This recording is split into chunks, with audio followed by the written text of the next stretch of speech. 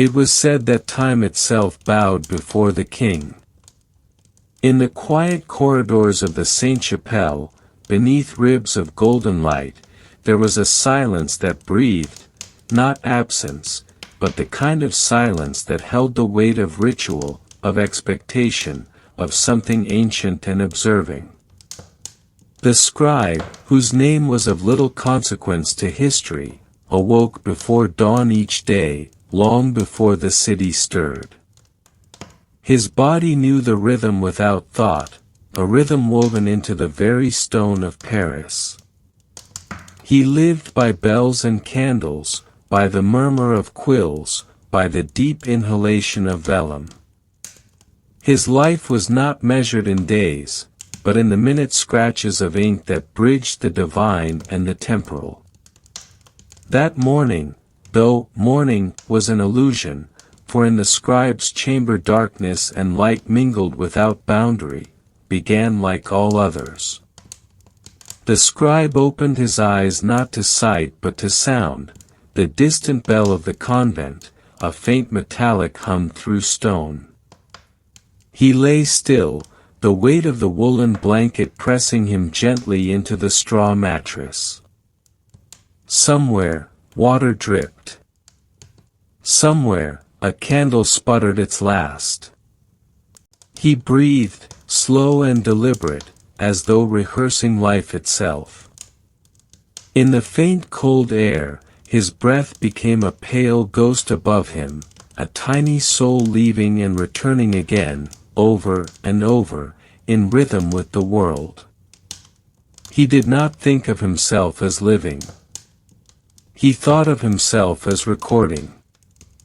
For in the court of King Louis IX, every moment mattered, every gesture, every word, every silence between words. The scribe's task was to catch the moments that might otherwise fall unnoticed between the folds of history. He recorded the petitions of peasants, the confessions of knights, the sermons of priests, the king's faint murmurs of prayer. Yet he also recorded what no one asked him to, the way the king's candlelight bent upon the table, the way the wax tears pooled at the base of the candlestick, the way shadows trembled when the king lifted his hand in benediction. In those details, he believed, truth resided. Or perhaps it was madness. The city beyond the chapel still slept beneath its mist. Paris, in the year of our Lord 1247, was a city of smoke and stone, of bells and bread and frost. The Seine drifted like a serpent through its heart, its surface veiled in fog. The sound of the water was constant, like the breathing of a vast unseen creature. But the scribe rarely looked upon it. His chamber was narrow, windowless, save for a slit that admitted a faint gray shimmer when dawn came. His world was the court, not the bustling court of courtiers and jesters, but the spiritual heart of the king's devotion, the chapel, the chancery, the archives where thousands of pages slept under wax seals and dust. He had once tried to count how many pages he had copied in his lifetime. The number had slipped beyond comprehension. He could recall no beginning to his service, nor any end. The scribe sometimes wondered whether he had been born into the task, or whether he had been written into it. At times, in dreams, he saw himself as a word, a small, black mark among countless others, stretching endlessly across parchment. The word changed shape as he dreamt, bending, splitting, merging with others, until meaning dissolved and only motion remained. The candle beside his bed had burned low. Its wax had formed strange shapes, little towers and faces, hollow eyes staring back at him. He rose, pulling his robe over his shoulders, his movements precise, habitual, silent. He did not light a new candle yet. Instead, he stood in the half-darkness, waiting for the faintest glimmer of light through the slit in the wall. This was his moment of communion, not with God, but with time itself. In that interval before the first bell, when the world seemed paused between night and day, he felt the closest to truth. For in stillness, the hours whispered. The first bell came softly. Its echo moved through the stones like breath through the lungs of the building. One note, then another, each fading slower than it began. The scribe closed his eyes and listened. To him, the bells did not measure hours. They were voices, the voice of time calling to those still bound within it. And he answered, not with speech, but with movement. He struck a flint, lit his candle, and began the day. But what was day in such a place? To the scribe, time was circular, a perfect wheel of ritual. He did not perceive morning as beginning, but as repetition. He washed his hands in cold water, feeling the sting of life return to his fingertips. His hands were his life, though he no longer recognized them. The skin had hardened, the nails darkened from ink. They were not hands of flesh, but tools of recording. Each line upon them mirrored the faint grooves in the parchment he filled each day. In that way, he was kin to his work. He moved now through the corridor. The torches flickered faintly, their light thin and golden. The air smelled of soot, wax, and something older, the lingering musk of parchment and oil. The scribe's footsteps made no sound. He had learned to walk without sound long ago. The monks who passed him sometimes failed to notice his presence, as though he were already a shade among them. He neither spoke nor greeted them, for his role was silence. His words existed only in ink. As he approached the chamber of records, he felt the air change. Here, the scent of ink thickened, metallic, almost sweet, mixed with the dry dust of parchment. Thousands of pages lined the walls, stacked in careful order, sealed with wax, tied with cords. The scribe paused at the threshold. There was always a moment of hesitation before entering, not out of fatigue, but reverence. Within these walls, history slept. And yet, if one listened closely, one could hear it breathing. The room was empty, save for the long oak table at its center. Upon it rested the implements of his existence, the quills, the knife, the inkstone, the sand for drying, the parchment stacked in measured piles. The tools of eternity. He sat, not hurriedly, but with ritual calm. The chair creaked, the only sound allowed in this sacred space. He dipped the quill into the ink, held it aloft for a moment, watching a drop form at its tip, heavy, dark, shimmering in the dim light. And then he began. Each letter was born slowly, deliberately. The scribe's handwriting was known for its precision, its monastic beauty. But to him, it was not art, it was invocation. Each curve of the quill was a breath, each word a prayer. Yet he could not remember to whom he prayed. Sometimes, he thought it might be the king. Other times, something far older, far quieter. A presence that lingered in the ink, in the quiet, in the weight of repetition. The more he wrote, the more he felt the boundary between his hand and the page dissolve. As the hours passed, the light changed imperceptibly. The candle shortened, the air grew warmer. He continued to write, the rhythm steady as a heartbeat. His eyes moved over the parchment with mechanical grace. The king's decrees, the list of guests, the names of towns to receive the royal alms, all recorded in the same patient hand. And yet, sometimes, between the lines, he wrote other things. Small things no one would ever read. A line of thought, a dream, a whisper. He had once written the words, "I am still here," between two decrees, so faint that even he could not later find where they lay. It was his way of confirming his existence, not to the world, but to himself. When the second bell came, it seemed softer than the first. Time moved strangely within the court. Hours stretched, folded, and repeated. Sometimes, the scribe could not recall whether the day had ended or begun. He wondered whether the king, too, felt the distortion, whether the pious Louis, whose devotion was legend, understood that sanctity could bend time.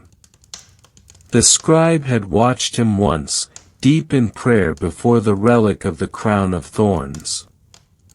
The king's face, lit by candlelight, had seemed almost translucent, the features blurring as though they were being redrawn. The scribe had written that moment down, not as an event, but as a transformation. The line between flesh and faith, between man and myth, had seemed to tremble. Now, as he wrote, he sometimes felt that same trembling in himself. The quill would shake slightly, not from fatigue, but from something deeper, an awareness that he was being watched. Not by other men, nor even by the king, but by the words themselves.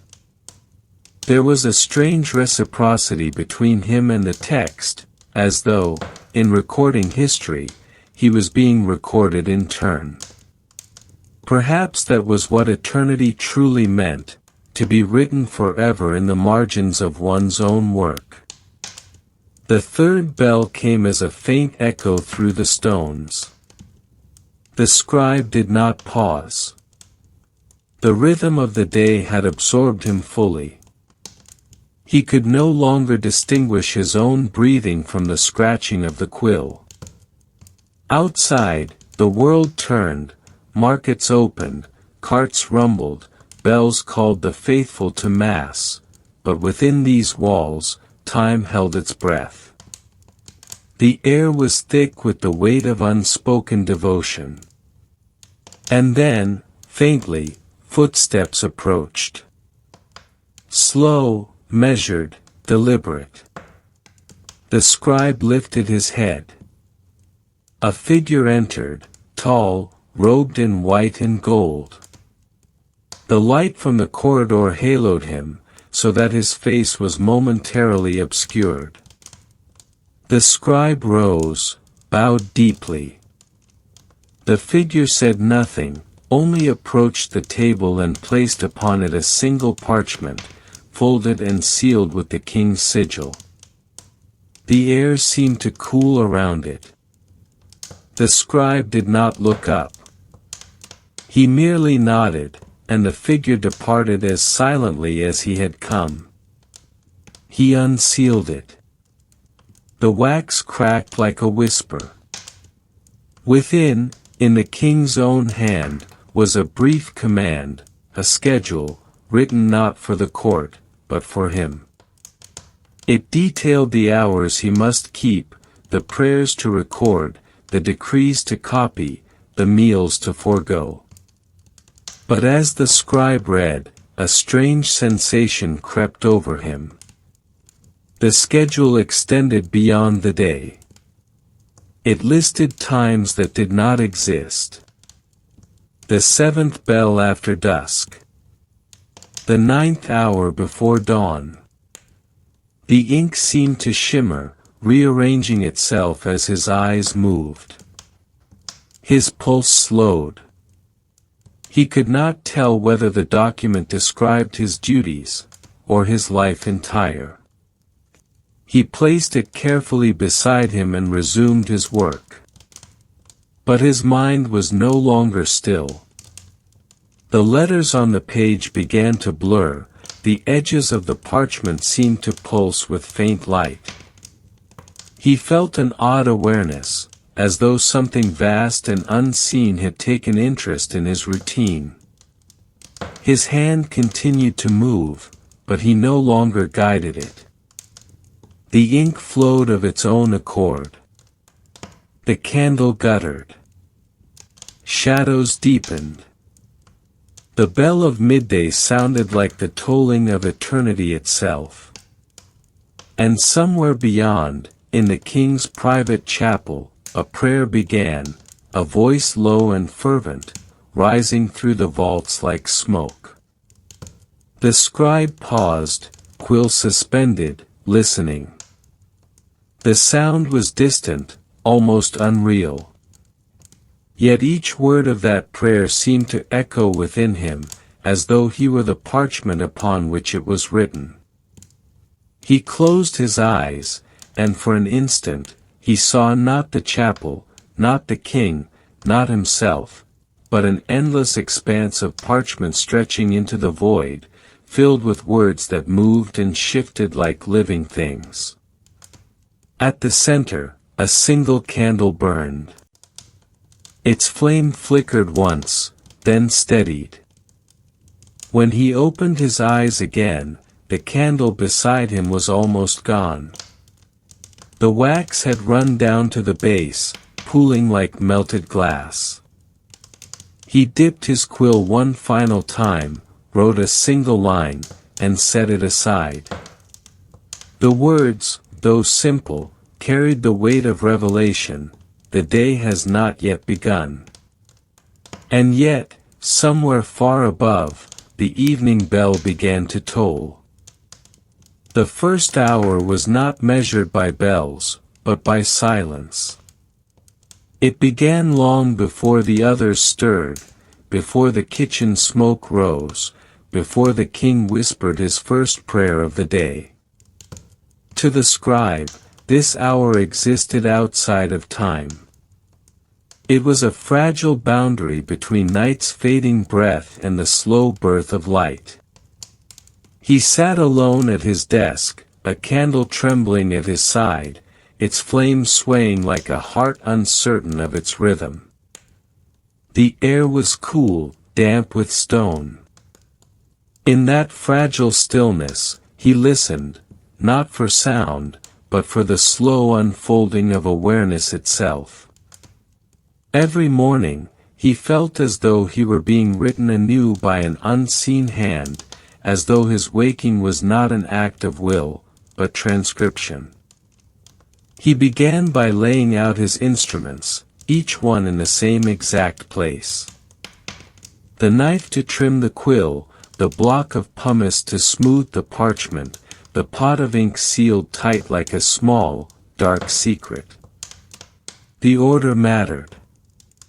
The mind, he had once been told, could be tamed through repetition. But the scribe no longer believed in taming.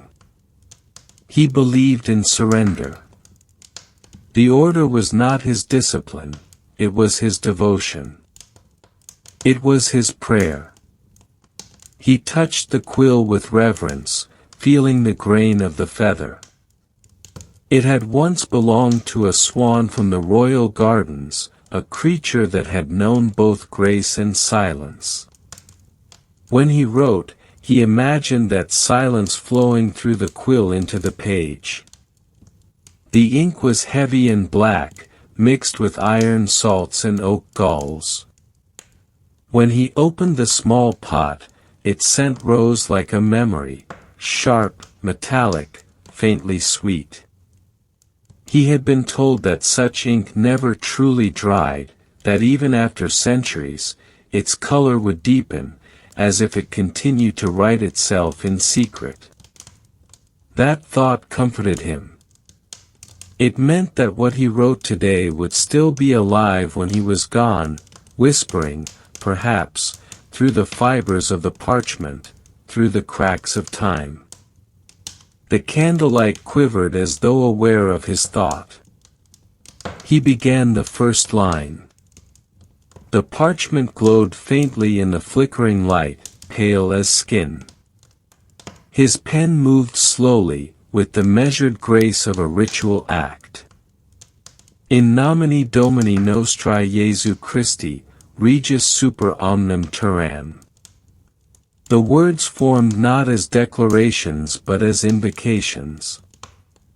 His hand moved almost on its own, steady, sure, yet detached from the self that guided it. He no longer felt ownership of the lines he created. The letters appeared as if emerging from the darkness within the ink itself. Each curve shimmered faintly before settling into stillness, as though the page were absorbing not just his words but his presence. The scribe did not think of the king as other men did. To most, Louis IX was the sainted monarch, wise, just, austere in faith, a beacon of divine order. But to the scribe, who had seen him in the soft light of morning prayers, the king was something more elusive, a figure suspended between flesh and spirit. There were times, as he wrote in the quiet chambers beyond the chapel, that he felt the king's presence even when he was alone. The faintest echo of movement, the soft creak of a floorboard, the rustle of linen in the dark. It was said that Louis prayed at hours when others slept, that he walked barefoot through the corridors in silence. The scribe often wondered whether his own schedule merely mirrored the king's unseen one, whether they were bound together in the invisible rhythm of devotion. Outside, Paris still slumbered beneath the last veil of night. The streets were narrow veins of darkness. The Seine lay unmoving, its surface like glass, reflecting the faintest suggestion of dawn. From far off, the watchman's horns called softly, a note of reassurance, of continuity. Within the royal compound, only the chapel lights burned. The scribe sometimes thought that if he were to step outside, he would see the entire city as a manuscript, streets as lines of text, houses as letters, people as fleeting marks of ink. Perhaps the king, too, saw his realm that way, not as a kingdom of men, but of meaning. He paused, resting his hand. The ink on the page gleamed like a mirror. For a moment, he thought he saw movement in it, not his reflection, but something deeper. A shadow that rippled across the surface, though nothing had passed between him and the flame. He blinked, but the shadow remained, faint and fluid, like thought itself. It took the shape of a word he did not recognize, written in a language that seemed older than his own. He reached for it instinctively, tracing it with the tip of his quill, but it dissolved, leaving only the familiar Latin beneath. He sat still for a long time, breathing quietly. Such moments were not unusual. They came and went like dreams, and he had long ceased to question whether they were divine or delusion. To him, they were simply part of the schedule, another layer of the endless text through which he moved. The candle crackled, sending a small stream of wax down its side. The scribe dipped his pen again and continued. This time, the words concerned the king's planned journey to the abbey at Royaumont, a place of quiet retreat where Louis often sought counsel from God. The scribe described, with delicate precision, the order of the procession, the relics to be carried, the hymns to be sung. But even as he wrote, the images unfolded in his mind, not as future events, but as something already lived.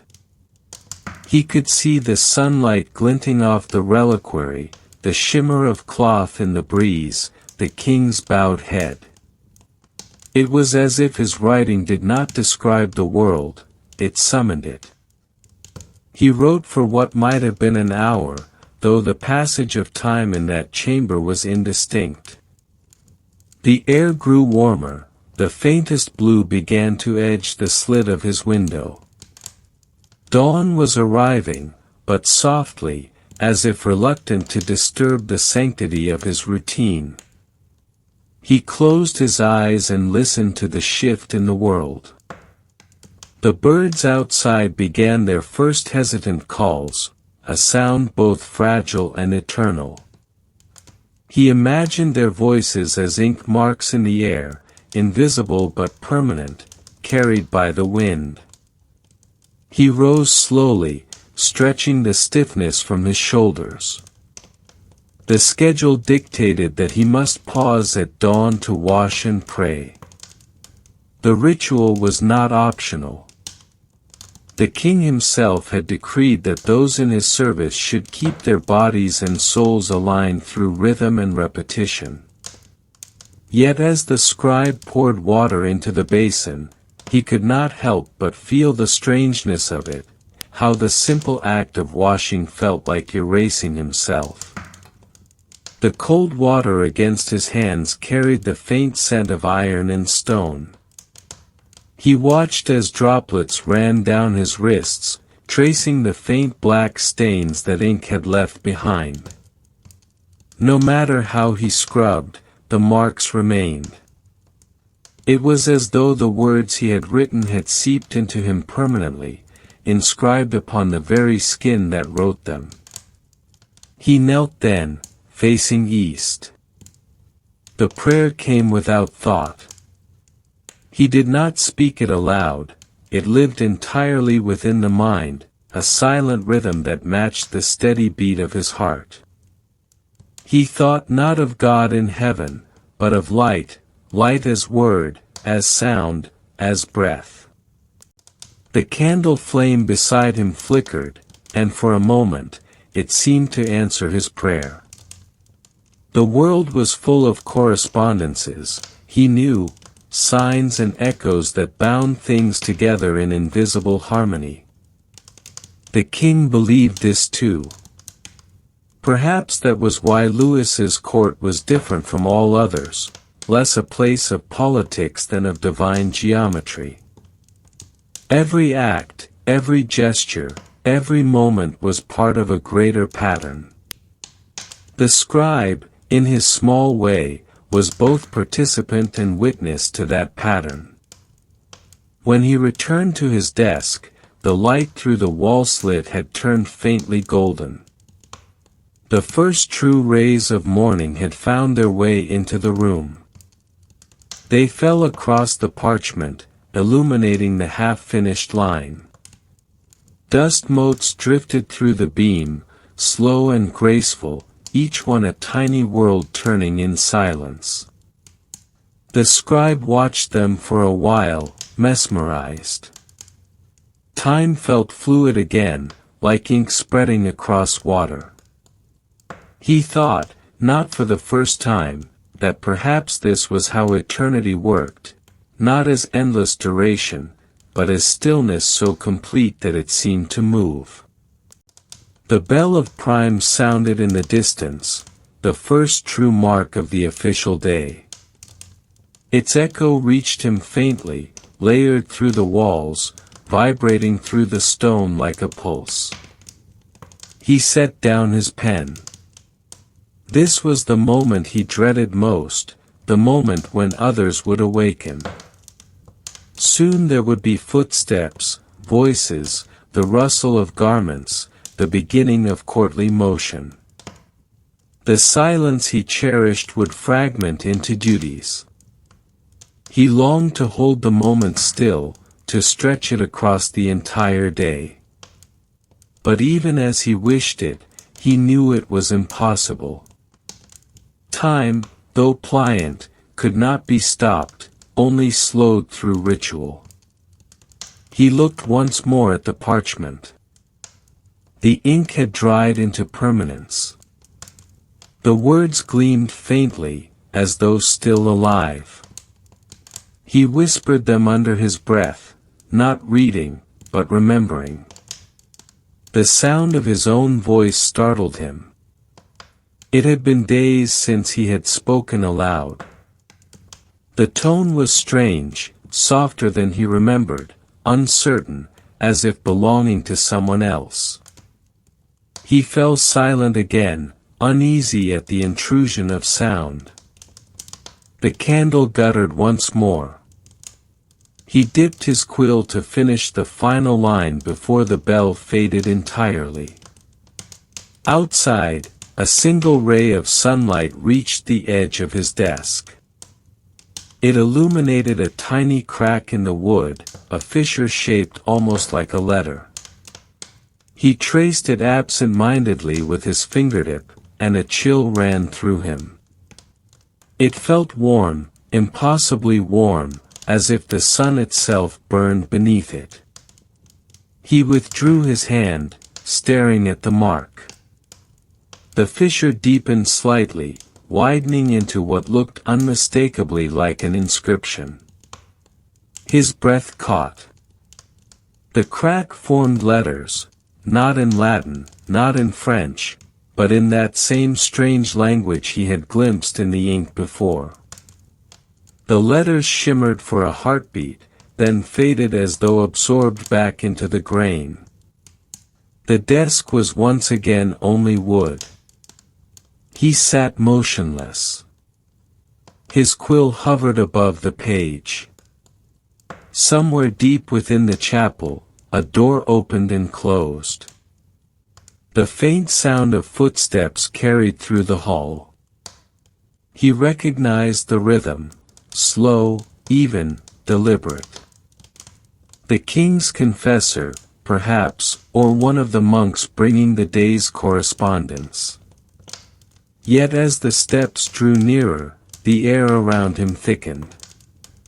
The candle flame drew long and thin, leaning toward the door as if in anticipation.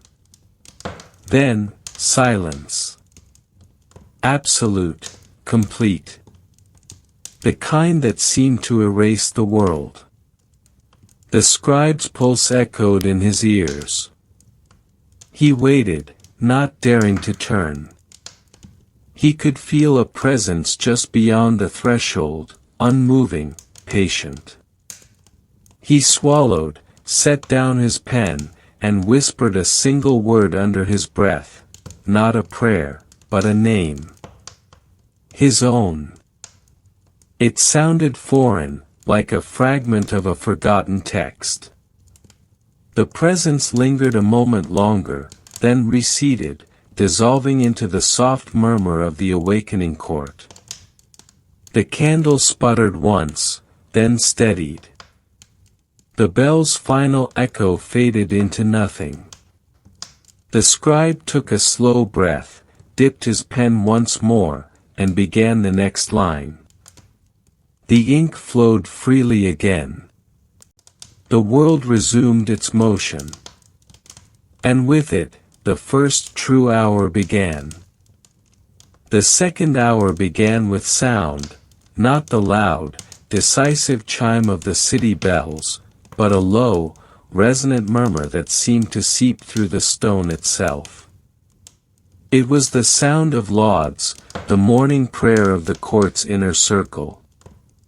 The chant rose from the chapel below like smoke, a slow spiral of voices merging into one unbroken tone. The scribe felt it before he heard it, a subtle vibration beneath his feet, in the table, in the fragile membrane of the candle flame. It was as if the very air had been turned into an instrument of devotion. He closed his eyes briefly, allowing the sound to pass through him, to settle in the spaces that words could not reach. Lauds marked the first command of the day, though not yet spoken. The king's voice would come later, in the echo of prayer, but for now it lingered in potential, a silence waiting to be shaped. The scribe rose from his seat, his body moving with ritual precision. He gathered his ink pot, sealed it, covered the parchment with a cloth to protect it from dust, and made his way down the narrow corridor. The torchlight painted moving patterns along the walls, and his shadow followed him like a separate being, slower, less certain, lagging behind as though reluctant to move forward. The air in the passageway was cooler, touched with the faint scent of incense. As he descended the winding stair, he could hear the voices more clearly, a soft undulation, Latin syllables drawn out like breath. Benedicite, omnia opera Domini, Domino. It was both beautiful and terrifying, a sound that belonged more to the stone than to the men who made it. When he reached the lower archway that opened into the chapel, he paused. The light within was dim, golden, thick with incense haze. The figures within, monks, clerics, attendants, seemed less like people than silhouettes carved from shadow. At the center, the king knelt. Louis IX was clothed simply, as he always was at prayer, a plain linen robe, a cord around the waist. Yet even in his simplicity, he seemed to radiate an austere authority, as though the air itself obeyed him. The scribe stood at the edge of the chamber, head bowed, his presence unnoticed or ignored. He did not write during lauds, he observed. This was part of his duty, to remember the gestures of the king's piety, the posture of humility that would later become text. The ink would come after, for now, memory was the quill. The king's voice rose. It was low, resonant, steady, a sound that filled the room without force. The Latin flowed from him like water over stone. The scribe felt it move through him, and for a moment, he could not tell whether the prayer was meant for God or for time itself. There was something in the way Louis spoke, a conviction so absolute that it blurred the boundary between supplication and command. When the prayer ended, the silence that followed seemed alive. Then came the motion of the court, slow, precise, like the turning of gears in an unseen clock. The monks bowed, the attendants moved to open the heavy doors, and light poured in from the east-facing windows, illuminating the mosaic floor in pale gold. The king remained kneeling for a long moment, his head bowed. The scribe watched as a single ray of sunlight struck the crown of his hair, transforming it into a halo of soft fire. In that instant, he looked less like a man than an illuminated figure from one of the manuscripts the scribe himself had copied, a saint caught between image and flesh. At last, the king stood. His eyes opened, and for a fleeting second, they met the scribe's. The gaze was not unkind, but it was absolute. The scribe felt the world narrow to that single line of sight, a thread of golden authority binding them. Then Louis turned away, murmuring something to his confessor. The moment passed, but its weight remained. After lauds came the first command. It was customary for the king to dictate the day's decrees shortly after prayer, when his mind was most attuned to divine order. The scribe followed at a distance as Louis moved toward the council chamber adjoining the chapel.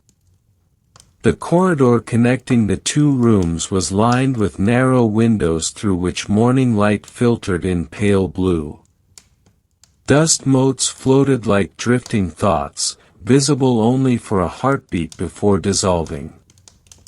The king's steps were slow, deliberate, measured in the rhythm of contemplation. In the chamber, the great table had been prepared.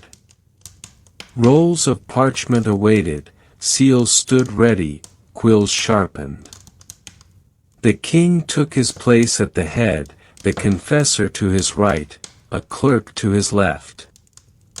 The scribe positioned himself slightly behind, close enough to hear every word, far enough to remain unseen. It was said that Louis dictated as though transcribing the voice of heaven itself, and indeed, his words carried that calm inevitability. Each decree emerged whole, needing no revision. Today, his first words were not about war or judgment, but about charity. He spoke of the poor in Paris, of alms to be distributed through the parishes, of bread and wine for the hospitals. As he spoke, his hand rested upon the table, fingers tracing slow circles in the dust. The scribe began to write. The quill moved effortlessly, the words seemed to flow before the sound even reached him, as if they had been waiting for this moment, pre-written in the air. But midway through the decree, something shifted. The king's voice faltered slightly, though only for a breath. His eyes drifted toward the far wall, toward the tapestry depicting the Last Judgment. The morning light caught the golden thread of the archangel's sword, making it shimmer like a living flame. The king's expression changed, not fear, not awe, but something closer to recognition. The silence stretched long enough for the confessor to glance up, uncertain. Then Louis spoke again, his tone softer, more inward. "Write this also," he said. "Let it be known that justice must serve mercy, as the hand serves the heart. And yet, if the hand trembles, the heart must correct it." The words carried a strange gravity. The scribe wrote them carefully, sensing that they held meaning beyond the literal. The confessor bowed his head, murmuring assent. The decree continued, ordinary in form but carrying that lingering undercurrent, as though a second message lay beneath the surface, invisible but palpable. When the session ended, the king dismissed the attendants with a gesture. The scribe began to gather the parchments, but Louis spoke quietly, almost absently. "Stay," he said. The word froze the air. The others withdrew, leaving only the king, the confessor, and the scribe. Louis stood now by the window, looking out toward the courtyard where sunlight pooled like molten gold between the stones. He spoke without turning. "Tell me, clerk," he said softly. "When you write, do you believe the words are yours?" The question struck like a bell. The scribe hesitated, uncertain whether to answer. He lowered his head. "No, sire," he said at last. "They belong to truth." The king's reflection in the window moved slightly, though his face remained hidden. "And truth," he murmured, "belongs to whom?" The scribe had no answer. Silence filled the chamber again, vast and luminous. Louis turned then, his expression unreadable. His gaze was calm, yet within it flickered something deeper, something that seemed to see through flesh into intention. "You are faithful," the king said finally. "And in faith, one must listen even to silence. There are words written beyond our seeing, clerk, words that shape what we call destiny. You, perhaps more than I, dwell among them." He turned back to the light, as if the conversation had ended. The scribe bowed, murmured a faint acknowledgment, and withdrew. His heart beat slow but heavy. As he climbed the stairs back toward his chamber, the king's words echoed within him, rearranging themselves like lines of unwritten scripture. Words written beyond our seeing. Back in his narrow room, he unrolled the fresh parchment and began to transcribe the morning's decrees. But his hand moved differently now, less mechanical, more searching. The ink seemed thicker, darker, almost alive. Between the formal lines of royal command, faint shapes began to appear, not letters, not quite images, but impressions, as though another text were bleeding through from beneath. He leaned closer, the quill trembling slightly. The shapes shifted as he watched, forming a pattern he could almost read. He blinked, and they were gone. Only the king's words remained. Yet he could still feel the residue of something unsaid lingering between the strokes. The candlelight flickered again, and he realized the flame was no longer steady, it pulsed faintly, like a heartbeat. He dipped his quill once more and continued. The parchment beneath his hand felt warm now, faintly breathing. The sensation was so subtle he thought it might be the rhythm of his own pulse echoing through the table. Still, he could not shake the feeling that the parchment itself was aware, that it was waiting, listening, recording not only the king's decrees but his own thoughts, his doubts, his quiet wonder. The sound of footsteps approached outside his door, the measured tread of a servant bearing the day's bread. The door creaked open, and a tray was placed upon the low stool. When the scribe turned, the corridor beyond was empty. Only the faint scent of wax and lavender remained. He looked down at the bread, at the small cup of watered wine beside it. The wine reflected the candle flame perfectly, unmoving. He lifted it slowly, and for an instant, the reflection split, two flames, two worlds, flickering together before merging once more. He drank. The taste was ordinary, but the warmth that followed was not. It spread through him slowly, radiating outward, dulling the edges of the room. His vision softened. The steady rhythm of his work resumed, but now it felt detached, as though he were watching himself from a distance, a figure bent over parchment, moving endlessly between ink and silence. Time slipped. The candle burned lower. The sunlight through the slit window had changed, deepening to the color of honey. The hour of lauds was ending. Soon, the next would begin, the hour of the king's justice, when petitions would be heard and recorded. But for now, the scribe remained suspended between duty and dream. He looked once more at the parchment, at the line he had just completed. The words shimmered faintly, as though wet, though he had not dipped the quill in several minutes. And there, at the very bottom of the page, where no ink had touched, another line appeared, faint, gray, but unmistakably written in the same hand as his own. It read, "The first command has been heard. The second has not yet begun." The scribe stared, unblinking.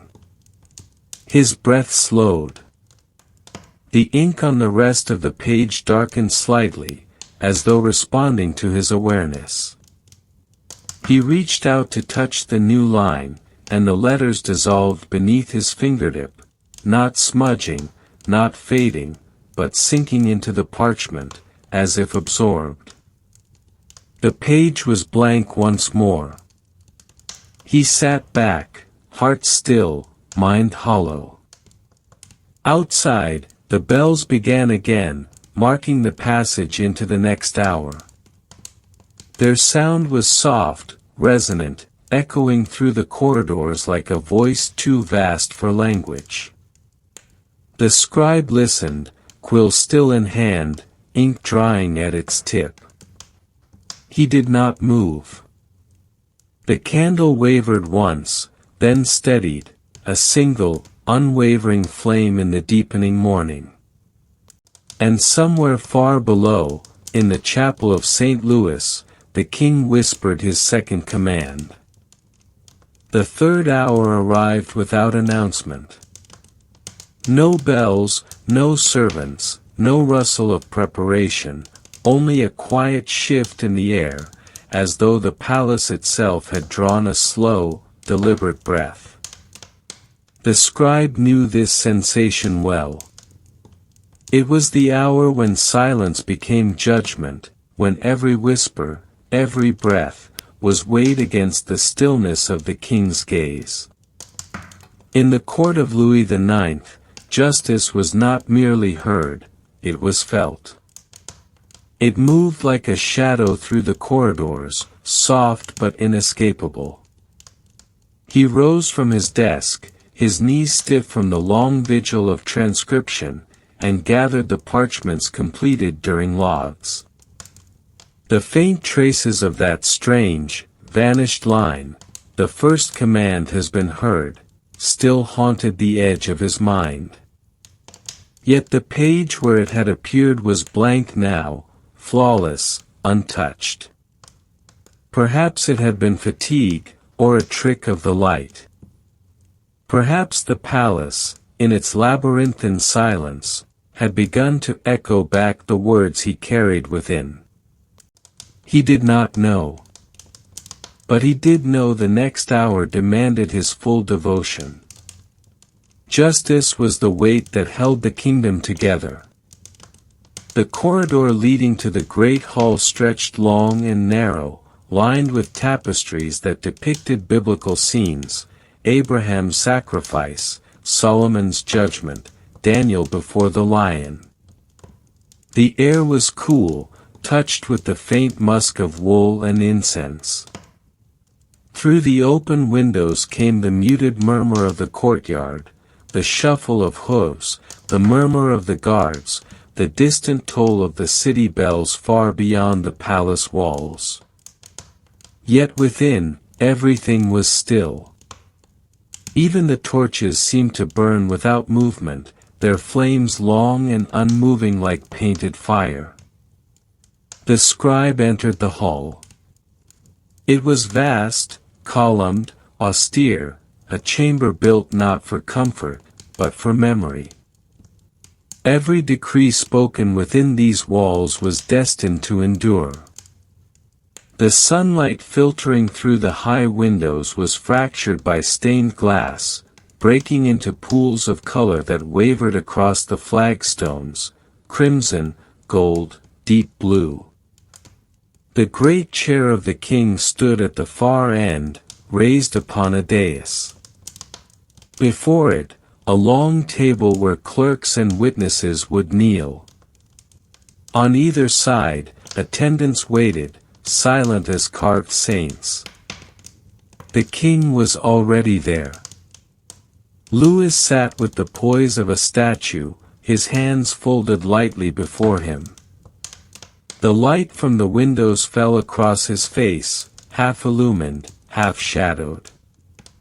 His eyes were calm, not cold, but distant, as though focused on something beyond the chamber. He did not look at the scribe as he entered. Yet the scribe bowed deeply, feeling the familiar tension in his spine that came from standing in the presence of power made flesh.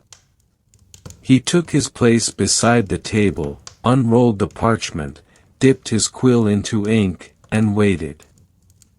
The first petitioner was a merchant from Tours, accused of withholding grain during the famine. His face was pale, his hands trembling as he spoke. He insisted he had kept the stores only for fear of spoilage, that he had planned to sell them at fair price when the roads reopened. The scribe wrote quickly, his hand steady, transcribing each word with the cold precision of habit. Yet beneath the scratching of the quill, he felt something stir, a faint vibration in the table, rhythmic and alive. The king listened without movement. When the merchant finished, the silence that followed seemed to stretch forever. Then Louis spoke, softly, evenly. "You speak of fear," he said. "But fear is not justice. And to withhold from the hungry is to deny the mercy that sustains this kingdom." The words hung in the air like smoke. The merchant bowed his head, tears pooling in the creases of his palms. The king's tone softened. "Still," he said, "no man is condemned by hunger alone. If repentance lives in you, so too must forgiveness live in us." He gestured to the confessor, who stepped forward with a decree of penance, the release of grain to the poor, the building of a roadside shrine in thanksgiving. The scribe recorded it all, every phrase, every pause, every motion of the king's hand.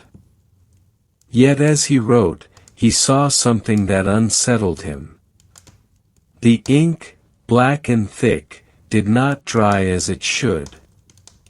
It shimmered faintly, like oil upon water, and in that sheen he saw, for the briefest moment, a reflection, not of his own hand, but of another.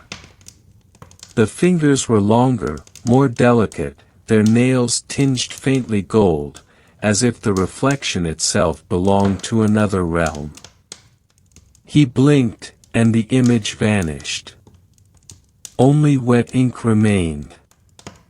He looked up. The king's eyes were upon him. "Do you tire, clerk?" Louis asked quietly. The scribe bowed his head. "No, sire." "Then write with faith," said the king.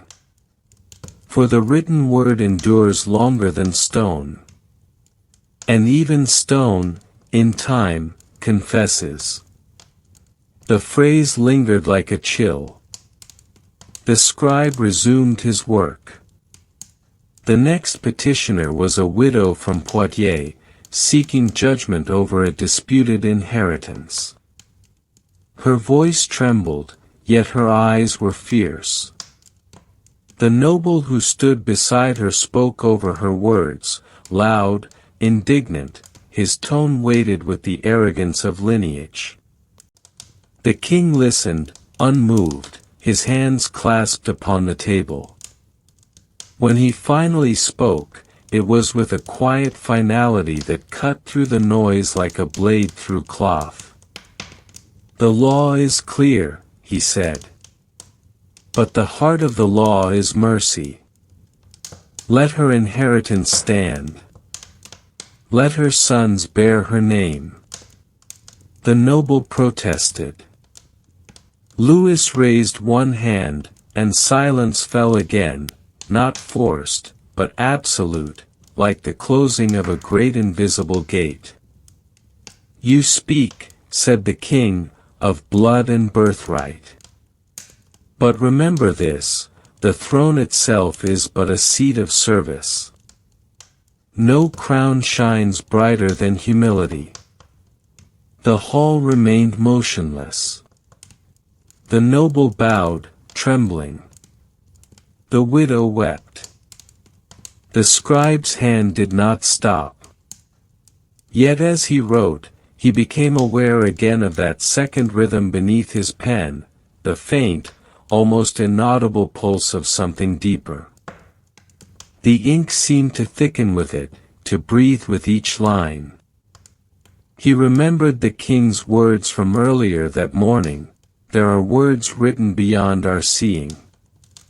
He wondered if, perhaps, the parchment itself carried not one record but two, one for men, one for whatever dwelt in the silence between words. Outside, the day was brightening. Sunlight drifted down through the stained glass, painting the floor in patterns of fire and sea. The king's profile gleamed in the light, serene and remote. The air had grown warmer, heavy with the scent of wax and dust. Still, the proceedings continued, a procession of humanity brought before the throne, a monk accused of theft, a knight returning from crusade, a farmer claiming his land had been taken.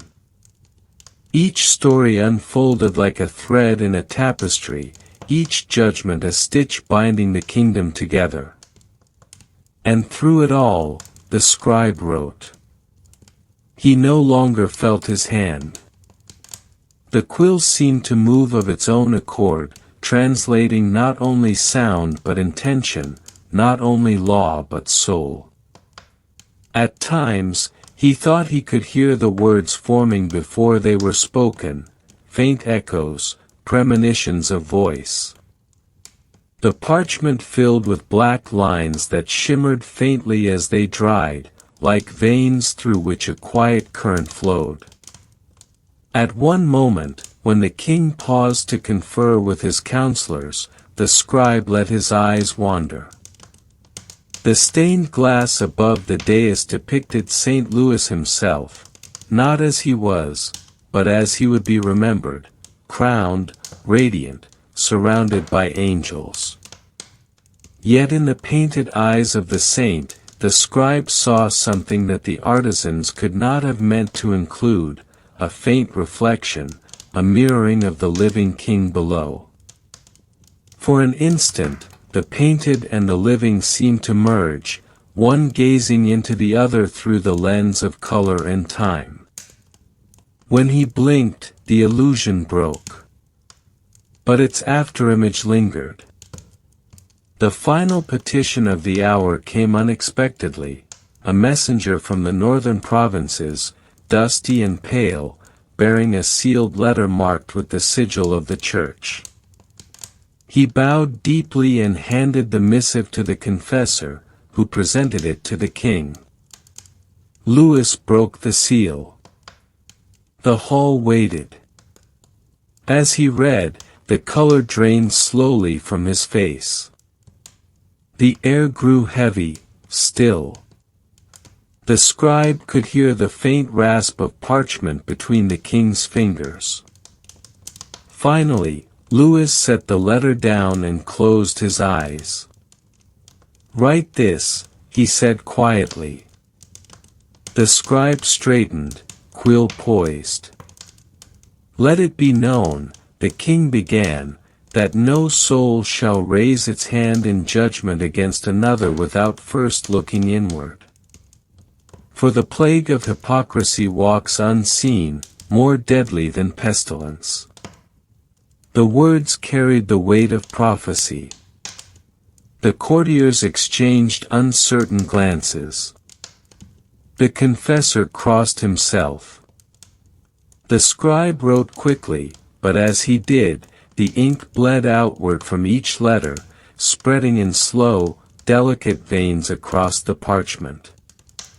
The words seemed to drink the light around them, darkening until they became almost embossed, as though carved into the page by invisible hands. He tried to steady his breath.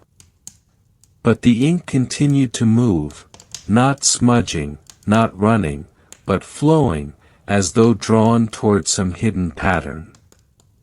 He watched helplessly as it formed faint shapes at the edges of the text, not letters, but lines that curved and crossed like the marks of an unseen script. It was beautiful and terrifying. Then, as suddenly as it had begun, the motion ceased. The ink was dry. The words were perfect, immaculate, as if nothing strange had ever occurred. The king's gaze found him again. "You saw it, did you not?" Louis said softly. The scribe froze. "Sire." The king's expression did not change. His voice was almost tender. "There are no secrets in light," he said. "Even when the light bends." The scribe bowed deeply, unable to speak. The king rose, signaling the end of the hour. The courtiers withdrew, their murmurs fading into the corridors. The confessor lingered only a moment, whispering a brief prayer before departing. Soon the hall was empty but for the king and the scribe. The silence that followed was immense, sacred, almost physical. Louis stepped down from the dais and approached slowly. The scribe felt each footfall like a heartbeat. When the king stopped before him, the distance between them was small, too small.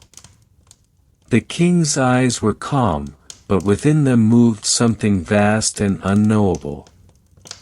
"You write truth," said Louis quietly. "But truth, when written, begins to live. Take care that it does not write you in return." The words struck with quiet force. The scribe bowed again, his eyes lowered.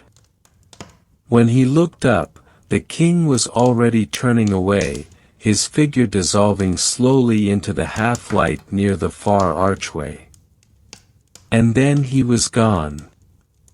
The scribe remained motionless for a long time, the sound of his own heartbeat loud in his ears.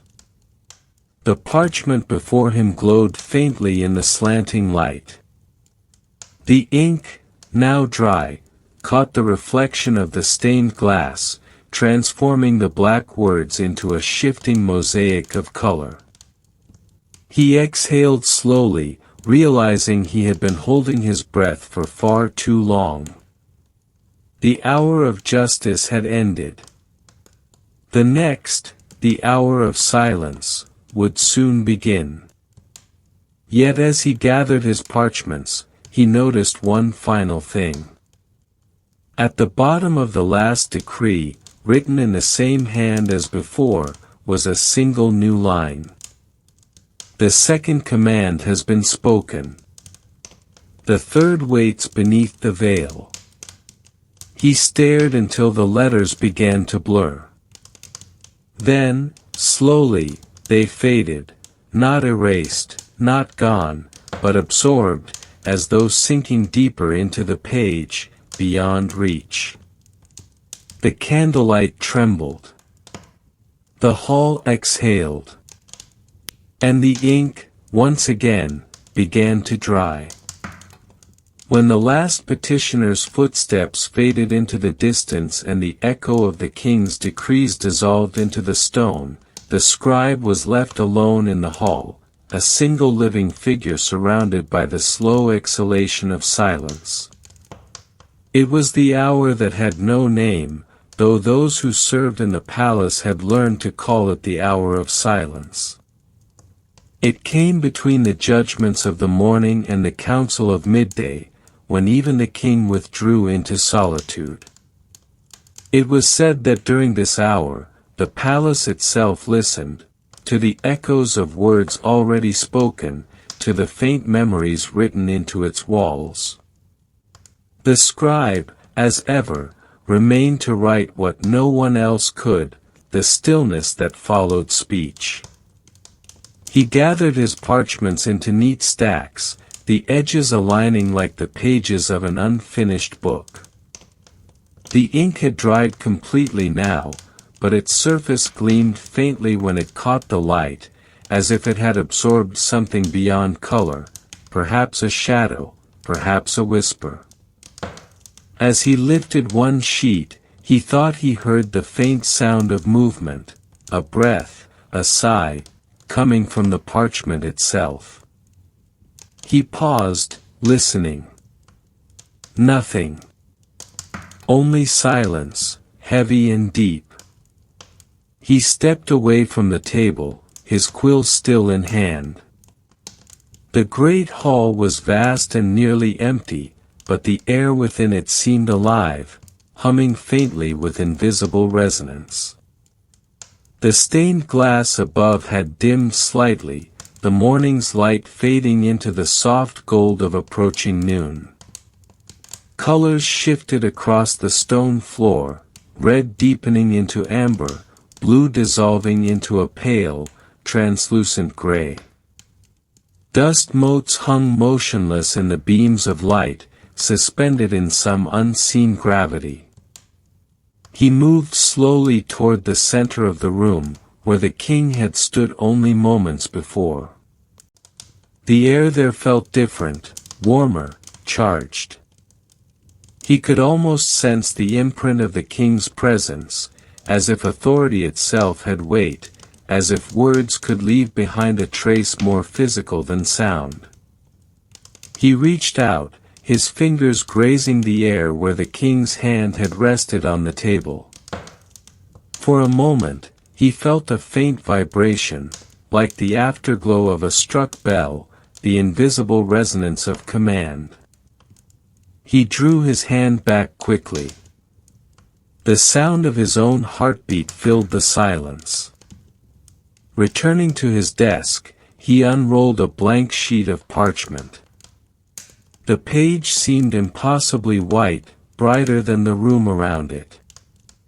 It reflected the flickering torchlight, and for a moment, he had the uncanny sensation that the page was looking back, not as an object, but as a surface of awareness. He dipped his quill into ink and began to write, though there were no words to copy. The task of the hour of silence was different, to record the shape of absence, to give form to what could not be spoken. His quill moved slowly, tracing lines that were not sentences but impressions, the faint arc of the king's gesture, the soft tremor in the widow's voice, the stillness that had followed the decree. It was a kind of script beyond language, a transcription of memory itself. As he wrote, the ink bled faintly into the parchment, spreading in delicate tendrils. The forms it created seemed almost organic, not letters, but roots, or veins, or the branching lines of frost on glass. The scribe leaned closer, transfixed. The lines continued to spread, but not randomly. They were forming patterns, subtle, deliberate, geometric. Circles within circles, faint sigils, faint echoes of divine symmetry. He felt an ache at the back of his eyes, a pressure like the weight of unseen knowledge. His breath slowed. The lines shimmered briefly, then stilled. The page lay before him, no longer blank, no longer text, but something between map and mirror. He touched the surface lightly with the tip of his quill. The ink beneath his finger pulsed once, faint, but unmistakable. He drew back. The sound that followed was barely audible, a slow exhalation, like breath released from behind stone. It came not from the walls, not from the air, but from the parchment itself. The scribe stared at it, heart trembling. The page was breathing. Slowly, deeply, like something asleep but dreaming. He rose from his seat, the wooden legs of the chair scraping softly against the floor. The noise seemed blasphemous in the vast stillness of the hall. He moved backward until his shoulders met the cold stone of the wall. The parchment remained where it was, unmoving, yet he could not shake the sense that it was aware of him, that it knew it had been seen. Moments passed. The sensation began to fade, replaced by a deep, languid calm. The air around him felt heavy but soothing, as if the silence itself were wrapping him in its folds. He exhaled, long and slow. The candle beside him flickered, and the scent of melted wax drifted upward, blending with the faint aroma of parchment and ink. The scribe sat again. He looked down at the page once more. It was empty. Completely blank. No trace of ink, no pattern, no breathing surface, only smooth white parchment. He blinked once, twice. The illusion, if it had been illusion, was gone. He let out a quiet laugh, one barely audible even to himself. The mind, he thought, was as fragile as the flame of a candle. Too much silence, and it begins to imagine voices in its own reflection. Yet still, his hand trembled as he picked up the quill. He wrote the date in the corner, followed by the notation that always marked the hour of silence, inter verba et umbras, between the words and the shadows.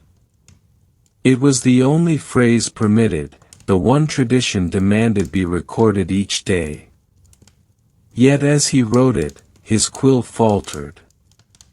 Between the strokes of the Latin, faint shapes began to appear once again, not in ink, but in absence. The parchment beneath the words was darkening slightly, as though something behind the surface were pressing forward, trying to emerge. And then, quietly, without movement, letters appeared. They were not his own. The third command approaches. The scribe froze. The ink in his quill dripped once, falling into the center of the page, spreading outward like a small eclipse. He watched as the droplet formed a perfect circle, black and complete, then began to thin at the edges until it resembled an eye. He could not look away. The room around him blurred, the colors of the stained glass above melting into formless light. His breath came slow, his heartbeat slower still. It felt as though he were sinking, not through air, not through space, but through meaning itself, descending into the spaces between the words he had written. When he blinked again, the hall was gone. He stood, or thought he stood, in a vast expanse of parchment, endless and luminous, stretching outward in every direction. The surface beneath him was soft, slightly warm, textured with faint ridges like the fibers of handmade vellum. Above, no sky, only an infinite whiteness that seemed to breathe in time with his own heartbeat. The air was thick with the scent of ink, sharp and metallic, and somewhere in the distance, he could hear the faint, rhythmic scratching of a quill. He walked. Each step left behind a faint print, a mark that glimmered briefly before fading.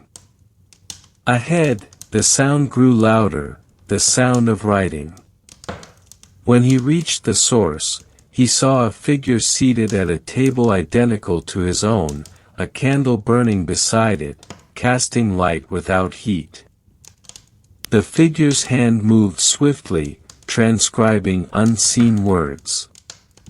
He approached slowly, his heart cold. The figure looked up. It was himself. The scribe stared, not in fear, but in the still, hollow awe of recognition.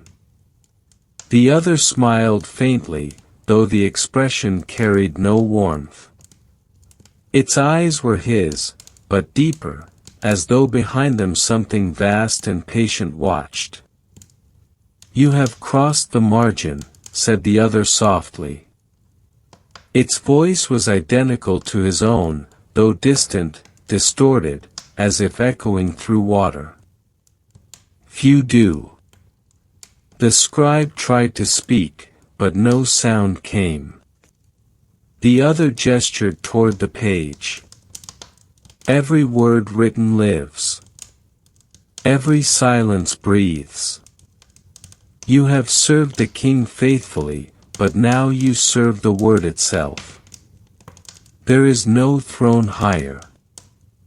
The candle between them flickered, and the flame split into two, twin reflections trembling in the dark.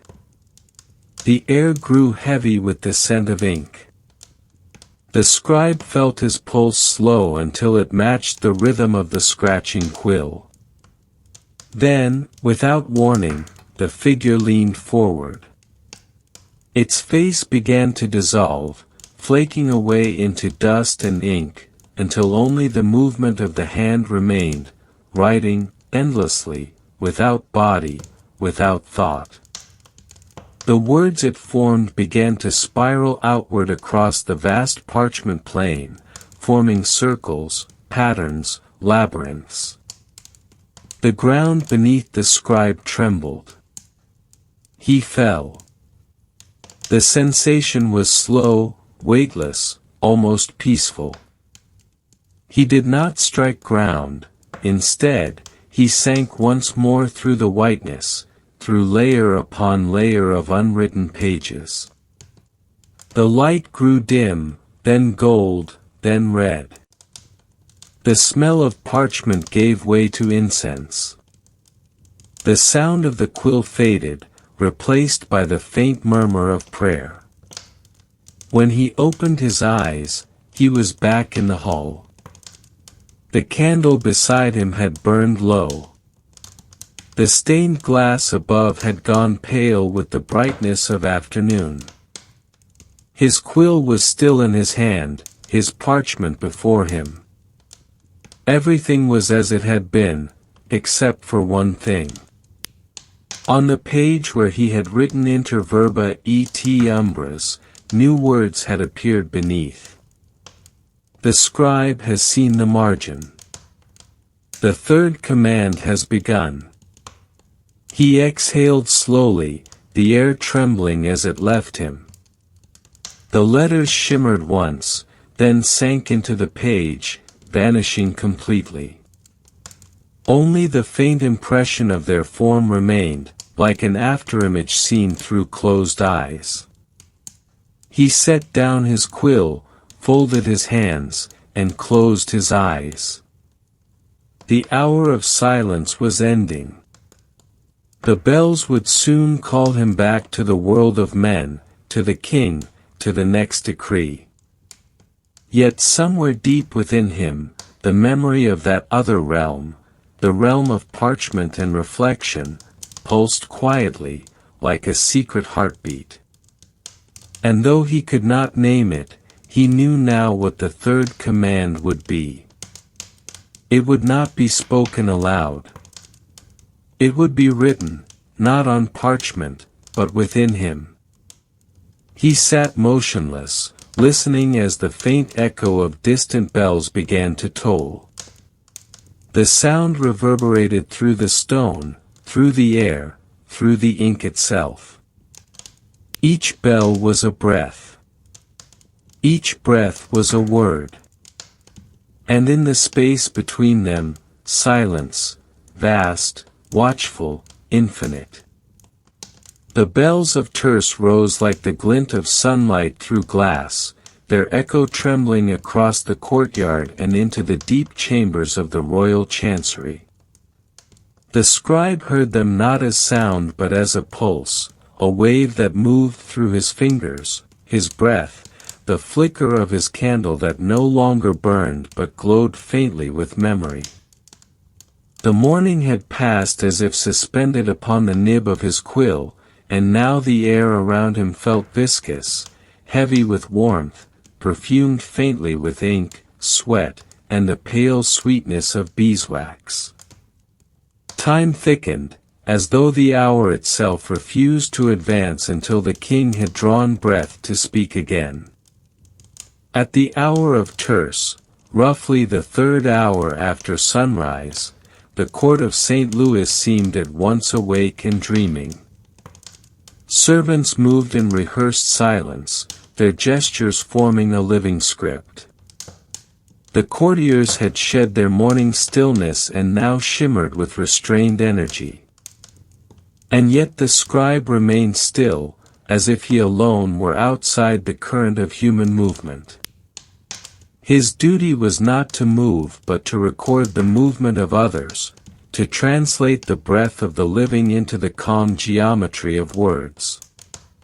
He wrote of petitions, judgments, decrees. But beneath each sentence, he felt the heartbeat of another world, one unseen by all but him. The king's words fell upon the air, precise and measured, yet between the syllables there were intervals of silence so wide they seemed to contain entire histories. In these silences, the scribe imagined the weight of God pressing gently upon the room. Sunlight poured through the tall arched window, glancing across the gilt edges of manuscripts piled like sleeping relics upon the desk. The particles of dust in that beam hung motionless, or rather, they moved so slowly they appeared to hover, suspended in an invisible current. The scribe watched them drift as he might watch thoughts pass before prayer. He did not remember how long he had been seated.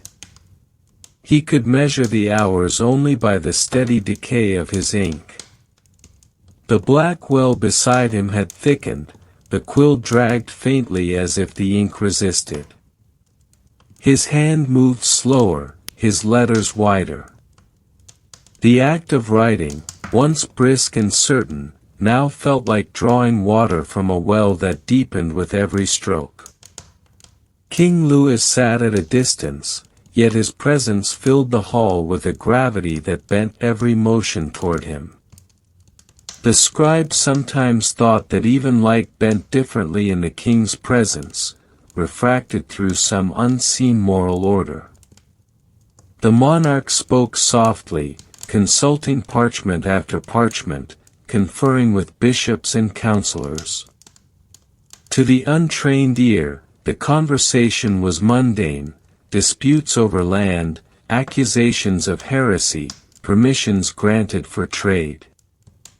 But to the scribe, each phrase seemed to shimmer with the ghost of eternity, as though the very language of governance were a thin veil draped over a divine text too luminous to read directly. Minute by minute, his schedule unfolded like a psalm. The third hour, he recorded the king's judgment upon a dispute between two lords of Champagne. The king's voice was clear, each word deliberate, as if chiseling virtue into stone. The scribe's quill traced the rhythm of that speech, his letters forming like ripples spreading outward. The fourth hour, a monk entered bearing a sealed document from the Abbey of St. Denis.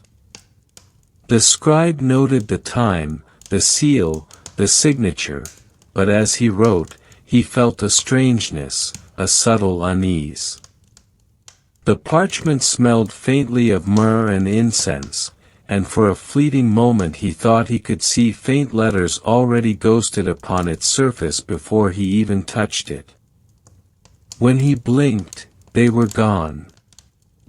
The 5th hour, the sunlight had shifted, it now fell directly upon his hands.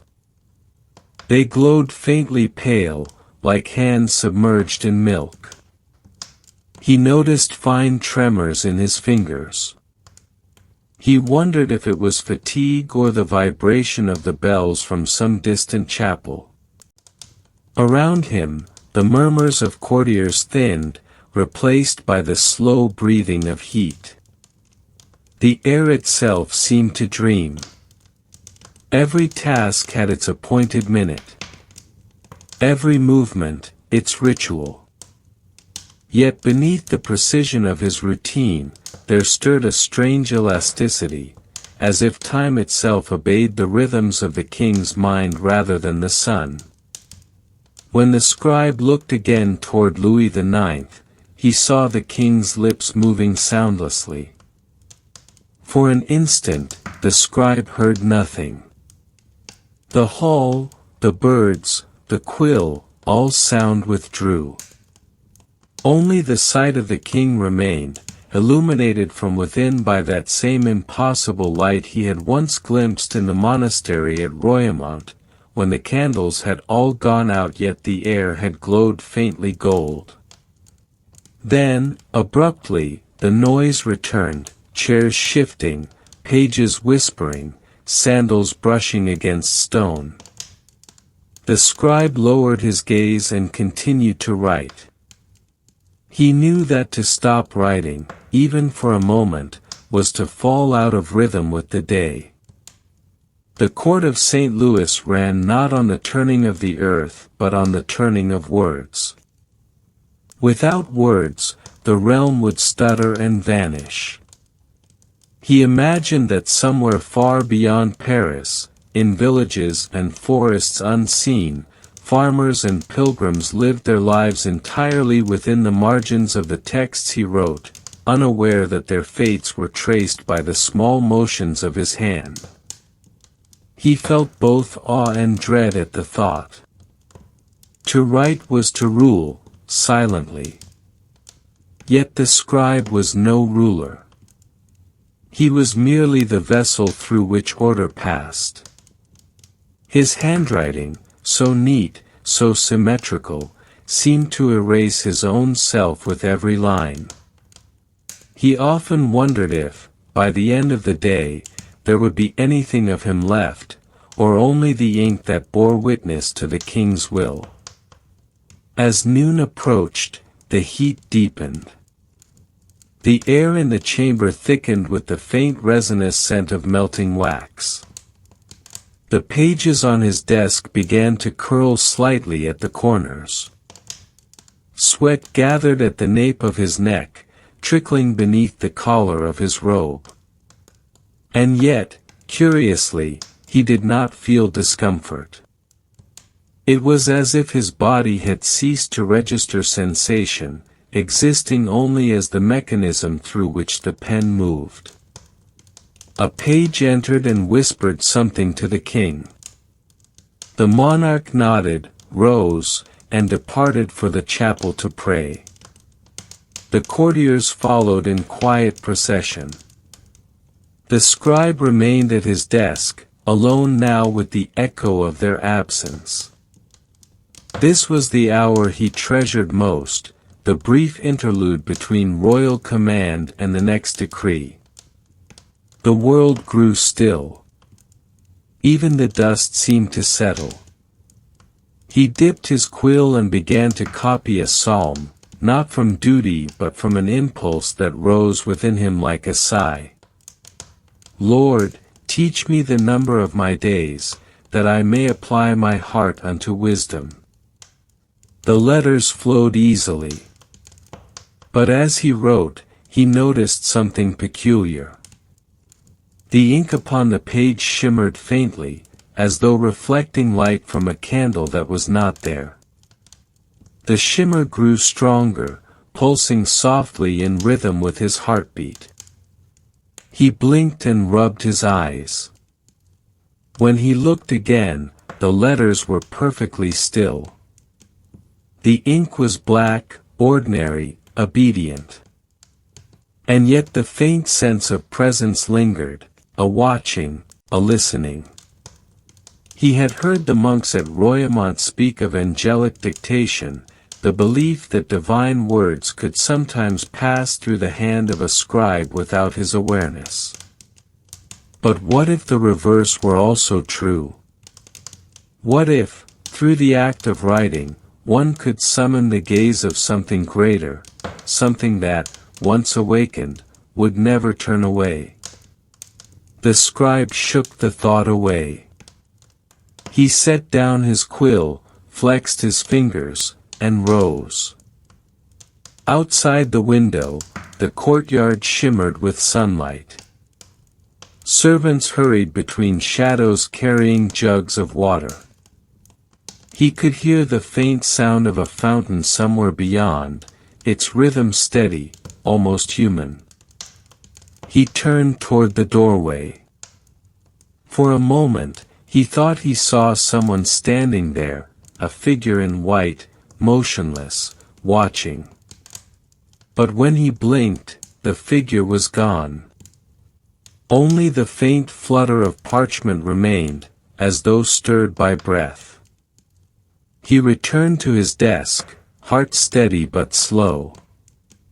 He had grown used to these small visions. They came with the work, as natural as ink stains. The schedule resumed. The 6th hour, the king returned, his face calm, his hands still damp from the ritual washing. The courtiers gathered again. The scribe straightened the parchment, dipped his quill anew, and prepared to write. Time resumed its steady descent into silence. The 6th hour had deepened into the 7th, and the light that once blazed white upon the chamber walls had turned soft, like milk poured through linen. The scribe's eyes, long accustomed to shadow, struggled to readjust. The world seemed to tremble between brightness and blindness. He dipped his quill again, though the ink had grown thick and stubborn, clinging to the metal as if it too resisted the weight of the hour. It was noon, the hour of sext, the time when both monks and kings were called to pause and remember mortality. Beyond the palace walls, bells rang across Paris, their tones overlapping like waves. Within the chancery, however, the sound came muffled, as though passing through water. The scribe lifted his gaze from the parchment, and for a moment, he thought the air itself had taken on the shimmer of the Seine, fluid, bending, rippling gently in the sun.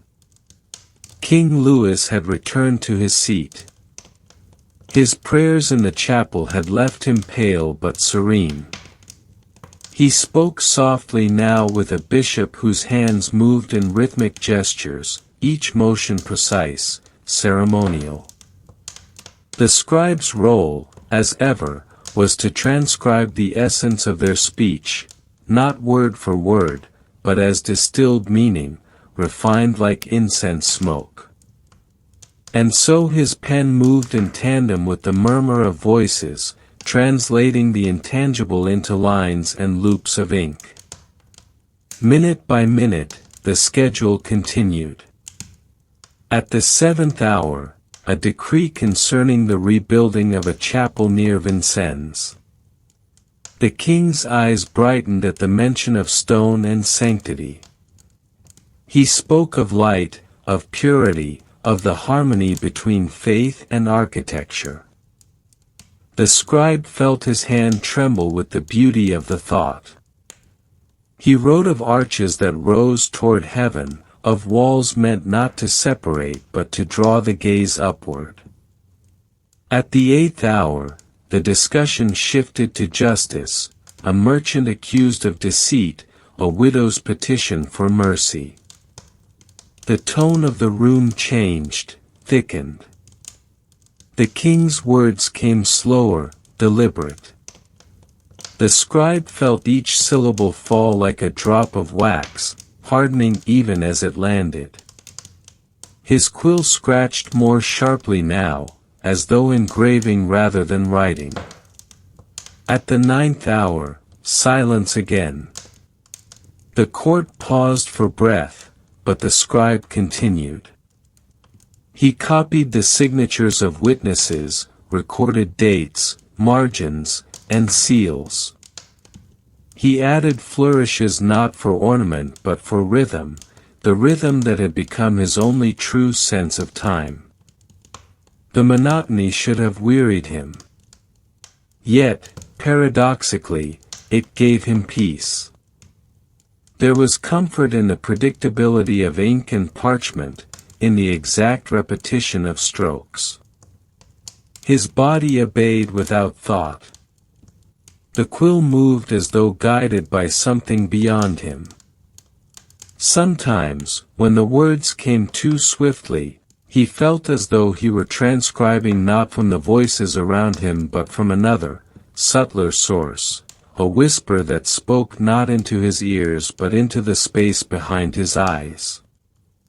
The language it used was not French nor Latin, but something older, heavier, a rhythm of silence and light. Once, during a pause in the proceedings, he found himself writing even though no one had spoken. The letters emerged as if of their own accord. He recognized none of them. They twisted upon themselves like vines, delicate and alien.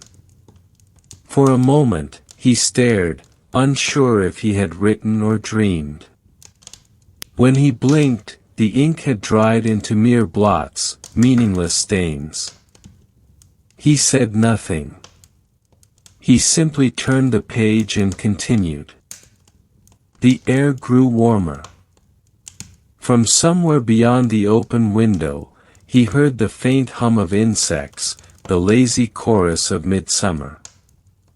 The court's voices blended with it, forming a single continuous murmur, human and inhuman, sacred and ordinary. He thought of time as a circle, not a line. The hours repeated like prayers. Morning became noon, noon became dusk, each identical in its difference. The schedule was the universe reduced to sequence. Louis IX leaned forward, his face illuminated by a shaft of light that seemed to know only him. The king's calm radiance was both human and more than human, a serenity so absolute it verged on the terrifying. The scribe wondered if holiness always carried that faint trace of dread. To be good without flaw, was that not a kind of stillness that erased all movement, all life? He wrote faster, though his hand now trembled slightly. Each letter seemed to echo itself. The repetition hypnotized him. The lines of text blurred into patterns. He no longer saw sentences, only shapes, loops, tails, arcs, the language dissolving into geometry.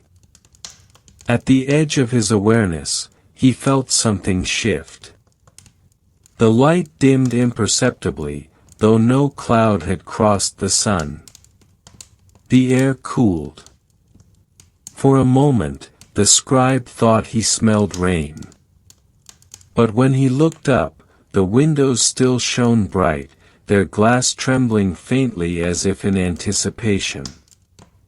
He realized, then, that it was not the air that had changed but himself.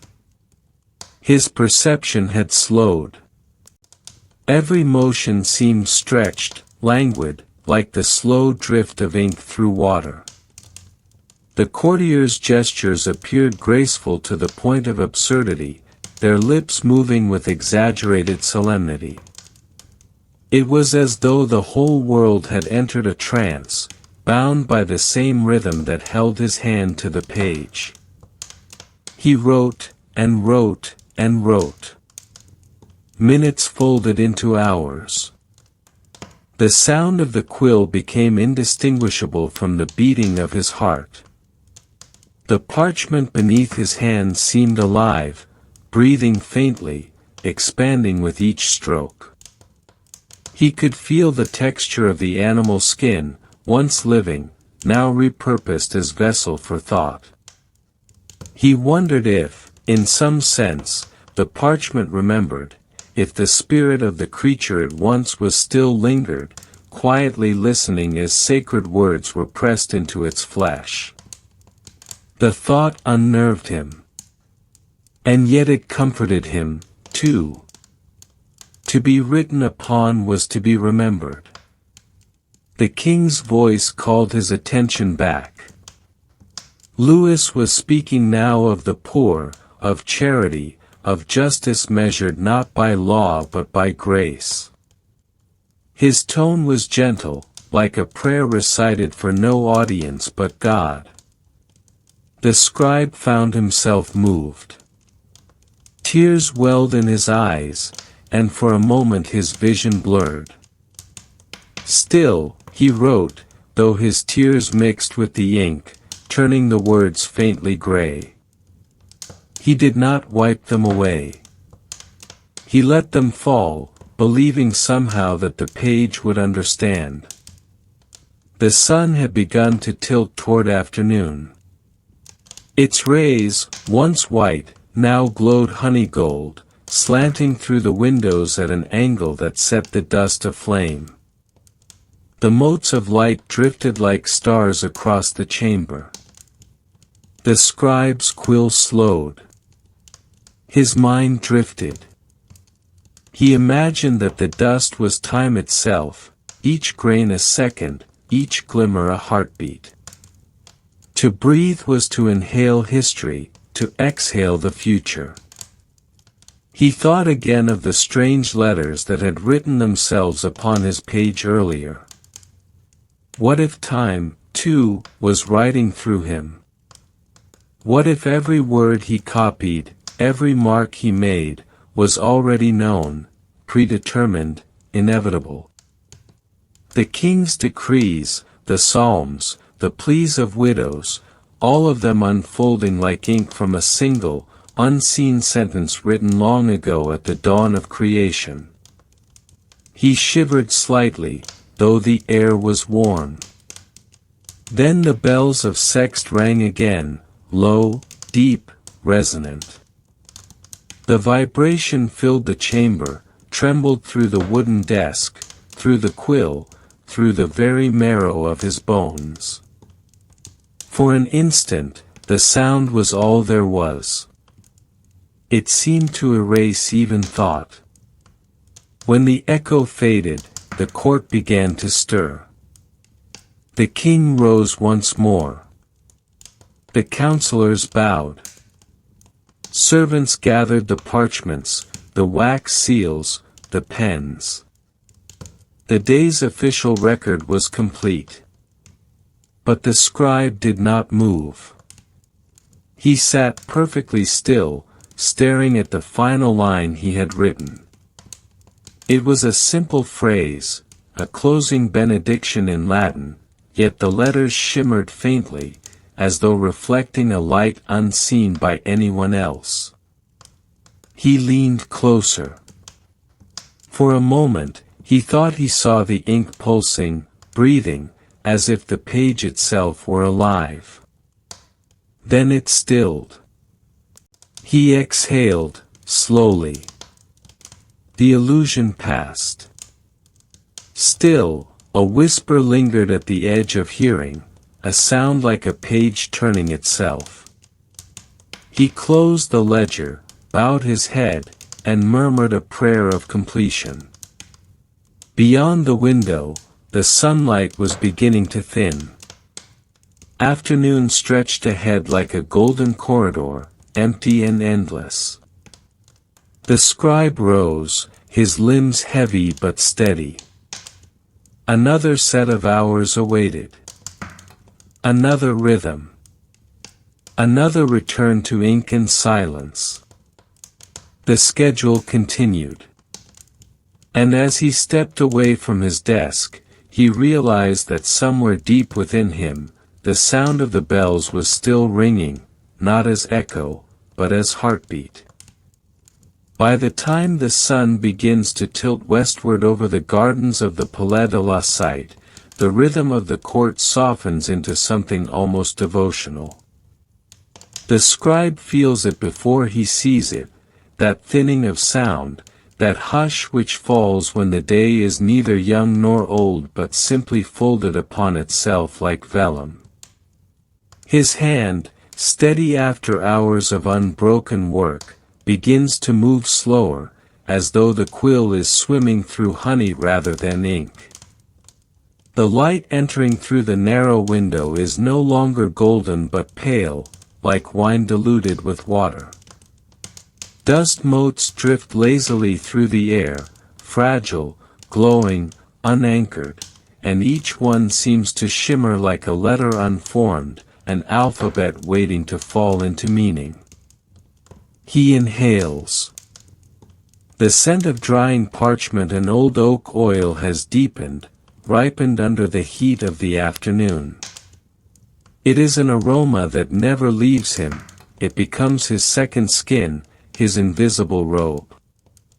Outside, the muted echoes of courtly life continue, the click of spurs, the rustle of gowns, the faraway laughter of children chasing one another across the flagstones of the courtyard. All this reaches him through the veil of his duty, like sounds heard from beneath water. He writes not of their laughter but of their laws, transcribing decrees and petitions with an attention so total that it becomes a form of prayer. Each line he sets down is not simply ink, it is obedience solidified, a filament of devotion stretching between his own soul and the unseen weight of monarchy. The king himself, Louis, the ninth of that name, has withdrawn to his private chapel. Through the small slit of window, the scribe can glimpse the faint reflection of stained glass glimmering on the courtyard walls. The colors, ruby, sapphire, emerald, move slowly across the stone like liquid jewels. And for a moment, the scribe forgets where he is. The entire palace seems to breathe with the rhythm of psalms. He writes, item, in the matter of the tax exemption for the Abbey of Royaumont, his quill whispering in the hush. The letters bloom obediently, perfect in proportion, obedient in alignment. Yet even as his hand performs its sacred routine, another rhythm pulses beneath it, the slow, inevitable decline of daylight. Each word he writes is a grain of sand in an invisible hourglass. The light, once brilliant, now falls unevenly across the page. He adjusts the parchment to catch what remains of the sun, but soon, even that will fail. The flicker of candles begins to replace it, small flames trembling in the draught, their smoke curling into fragile ribbons. The scribe watches one for a long time, mesmerized by its persistence. In its brief life, he sees his own reflection, steady, fragile, burning only because the day demands it. The flame is his twin, born of the same duty, to illuminate, to leave no mark undone. Beyond the narrow window, bells toll for the hour of none, the ninth hour of the day, when monks across the city pause to recite the final prayers before evening. The sound washes through the chambers like an invisible tide. It is not loud, it does not startle. It moves through walls and bones alike, resonating in the hollow places of the chest. The scribe stops writing. His quill hangs midair. For a moment, the silence between strokes becomes vast enough to contain memory. He sees his old master, a man long dead, leaning over his shoulder, correcting the tilt of a letter, whispering about precision, reverence, fear. He hears his voice again, ghostly but distinct. Every letter is an act of obedience to God. Every flourish is a confession. He resumes writing, though the words no longer feel entirely his. They belong to something larger, to the rhythm that began before he was born and will continue long after he has ceased. Now and then, he glances at the parchment pile to his left, completed, signed, sealed. Each sheet bears the wax crest of the fleur-de-lis, the mark of authority, of holiness intertwined with statecraft.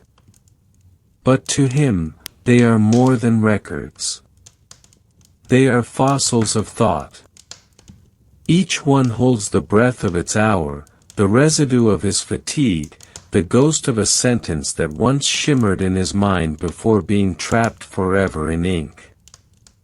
He wonders, fleetingly, if anyone centuries hence will ever read them, if someone will one day unfold these pages and see not decrees but the pulse of a living hand.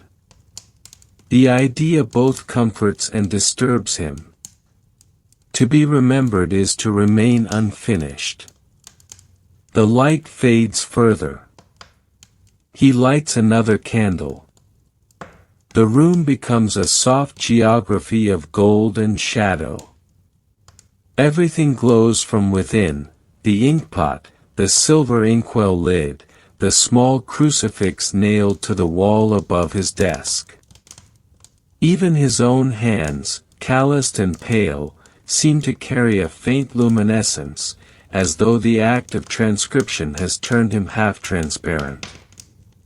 Outside, the palace walls seem to exhale. Evening birds begin their low, secret songs from the eaves. Servants move quietly through the halls, their voices subdued, the shuffle of their feet muffled by the thick stone corridors. The entire court begins to drift into that sacred in-between hour when the world pauses, not yet night, but no longer day. He continues writing, slower now, as though savoring each stroke. The ink's reflection trembles like water in moonlight. He imagines that the words he writes might someday become prayers. Perhaps in centuries to come, his script will be mistaken for sacred text, and perhaps, in a way, that would not be wrong.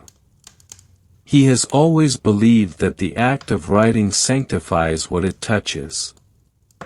That the ink, once dried, carries not only meaning but memory, and that the motion of his hand is itself a vow to order, to continuity. Every letter becomes a small resurrection of order from chaos. Still, there are moments when fatigue presses too deeply into him, and the world begins to ripple at its edges. The sounds of quills scratching in distant chambers seem to echo with impossible clarity.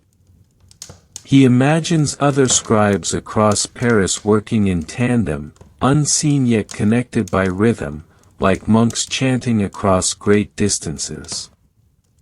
He wonders if they feel the same strange dizziness, this sensation that the page is not flat but endless, that he could fall into it and never emerge.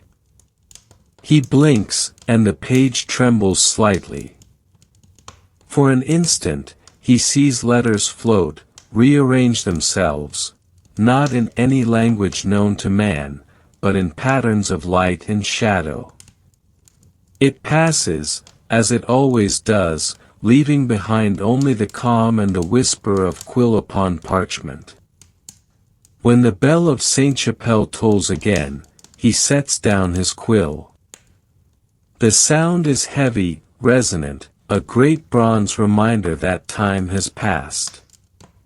He stretches his fingers, now cramped, and feels the ache run up his arm like a slow tide. In the corridor outside, a servant announces softly that the king will soon hold evening prayer. The scribe nods, though the servant cannot see him. He closes his inkwell with deliberate care, the click of the lid marking the hour's end. Before leaving his desk, he looks once more upon his work. The parchment glows faintly in the dim light, the words dark and alive, the edges curling slightly where the ink has soaked too deep. Each page feels like a completed hour, a sealed portion of his life. He whispers a brief prayer, "May what is written endure beyond me." Then he rises. The chair creaks softly, as though reluctant to release him. Outside his chamber, the corridors are awash in candlelight. The marble floors reflect the flames in pale, trembling pools. The air is cool, touched by the scent of wax and old incense. As he walks, his sandals make no sound, he moves like an echo among stone pillars. He passes through an archway into the inner courtyard. The sky above is the color of parchment washed with ink, soft gray, streaked with violet. The last light of day spills across the palace roof in a final, fading caress. He pauses beneath an arcade where vines climb the columns. In the stillness, he can hear the faint flutter of banners on the ramparts, the quiet murmur of a fountain whose waters catch the dying sun. All of Paris seems suspended in the same breath. In that silence, the scribe closes his eyes. He feels the weight of the day settle upon him like a cloak, heavy, necessary, eternal. And beneath that weight, he senses something vast, the pulse of a city alive with prayer, the unending hum of ink and quill, of candle and breath, of men trying to preserve what time will one day dissolve. When he opens his eyes again, the world has already shifted toward night. He turns back toward the scriptorium, ready to continue. When the hour of vespers arrives, the palace has fallen into a deeper silence than the day could ever know. The corridors are veiled in shadow, and the light that remains has turned inward, a soft, golden trembling confined to candles and oil lamps. The world beyond the walls of the court is no longer visible, but it is not absent. It murmurs faintly, like the breath of the Seine beneath the bridges, unseen yet constant. The scribe returns to his desk. The air is cooler now, carrying with it a hush that seems to magnify the sound of his every movement. The creak of wood beneath his elbows, the faint scratch of quill on parchment, the soft exhalation he makes each time he pauses to think, all of it becomes part of a rhythm that feels less like work and more like a slow ritual of invocation. The candle nearest to him burns low, its wax cascading down in frozen rivulets that catch the flicker of flame. He watches one droplet form and fall, leaving behind a thin translucent spine that glows for an instant before cooling. He wonders, fleetingly, if ink does the same thing on parchment, if each word he writes cools over time into permanence, or if it continues to change, imperceptibly, with the air and the passing years. On his desk lies a scroll of new petitions, words yet unbreathed, waiting for transcription. The handwriting is hasty, uneven. These are the voices of supplicants, widows, monks, merchants, prisoners. They speak to the king through him, through his quiet hand. There is something sacred in that, and yet something lonely too.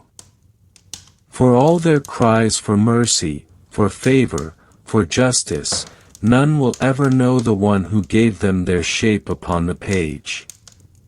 He begins. The first line flows easily. The second follows, a little slower, as the candlelight trembles. Outside, a wind rises, stirring the vines that cling to the window. Their shadows move across the wall like ink dissolving in water. In the distance, the faintest music reaches him, a choir chanting in the chapel. The tones are long and low, unhurried. The words of the psalm are Latin, but their meaning feels deeper than translation. Let my prayer be set forth before thee as incense. He repeats it softly to himself, without lifting his quill. The syllables hum in his throat, aligning with the rhythm of his hand. Writing, he realizes, is not unlike prayer. Both require silence, both demand surrender, both summon something invisible into form. As the chanting fades, the scribe feels the boundary between himself and his task blur further. His hand moves automatically now, tracing the curves of letters that seem to write themselves.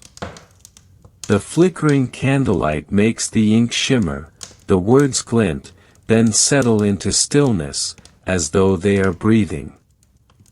Hours pass unnoticed. The palace sleeps. Somewhere far below, a guard coughs, the sound echoes faintly, reminding him that others still inhabit this night. But in the scriptorium, time has dissolved. He looks up for the first time in what feels like eternity. The walls around him appear slightly different, the shadows longer, the light less golden, more silver. The candles are nearly gone, their wicks drowning in their own melted wax. Yet the page before him glows faintly, almost as if illuminated from within. The scribe exhales. The silence that follows feels immense, but not empty. It hums with the residue of everything written. He remembers, faintly, something one of the older monks once said to him: at night, words remember their origin. At the time, he did not understand. But now, surrounded by nothing but candlelight and parchment, he begins to sense what the monk had meant. Every letter, every mark, is not merely communication, it is invocation. To write is to summon. And when the world grows quiet enough, the written word begins to hum with the voice of its own creation. He leans closer to the parchment. The ink, still drying, gleams like black water. He can see his reflection in it, his eyes, his face, the faint lines of age forming at their edges. He does not look old, yet he feels the weight of centuries pressing through him. For in this moment, he is not merely a man in service to a king. He is part of the unbroken chain of scribes stretching back to the first who ever made a mark in clay. Somewhere within him, a deep calm takes root. His breath slows. The scratching of his quill becomes softer, more deliberate, as if it too has grown contemplative. At the far end of the room, the crucifix glows faintly in the dim light. The face of Christ is carved in fine relief, the crown of thorns rendered in delicate grooves that catch the gold flicker of the remaining flame. The scribe looks upon it without fear.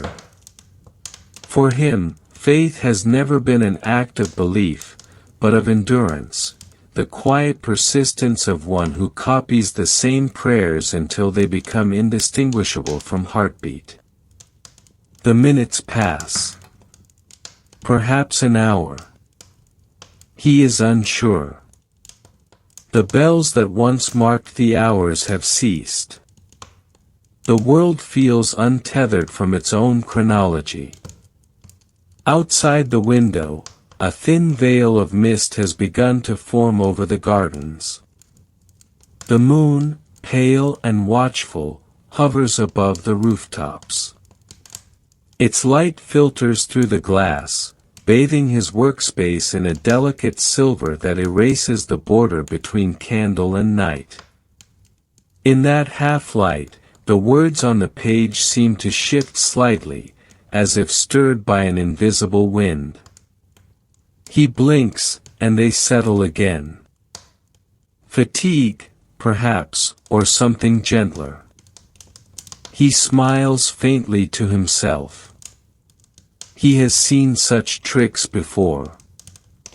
And yet, a thought lingers. What if the words truly move when no one looks? What if they whisper among themselves in the hours between candle and dawn, telling stories of those who wrote them, of those who will one day read them? The notion does not frighten him. On the contrary, it soothes him. For if words are alive, then he has never been alone in this silence. He continues writing. Another decree. Another plea. The page fills steadily, methodically, beautifully. The scribe's pulse aligns with the rhythm of his script, a heartbeat mirrored in ink. He pauses only once, to dip his quill anew. The ink in the pot is nearly gone, thickened at the bottom. He stirs it gently, watching the black liquid spiral into itself. There is a small satisfaction in this, the knowledge that the tools of his labor have limits, and that he too will empty himself in service before the night ends. At last, he sets his quill aside.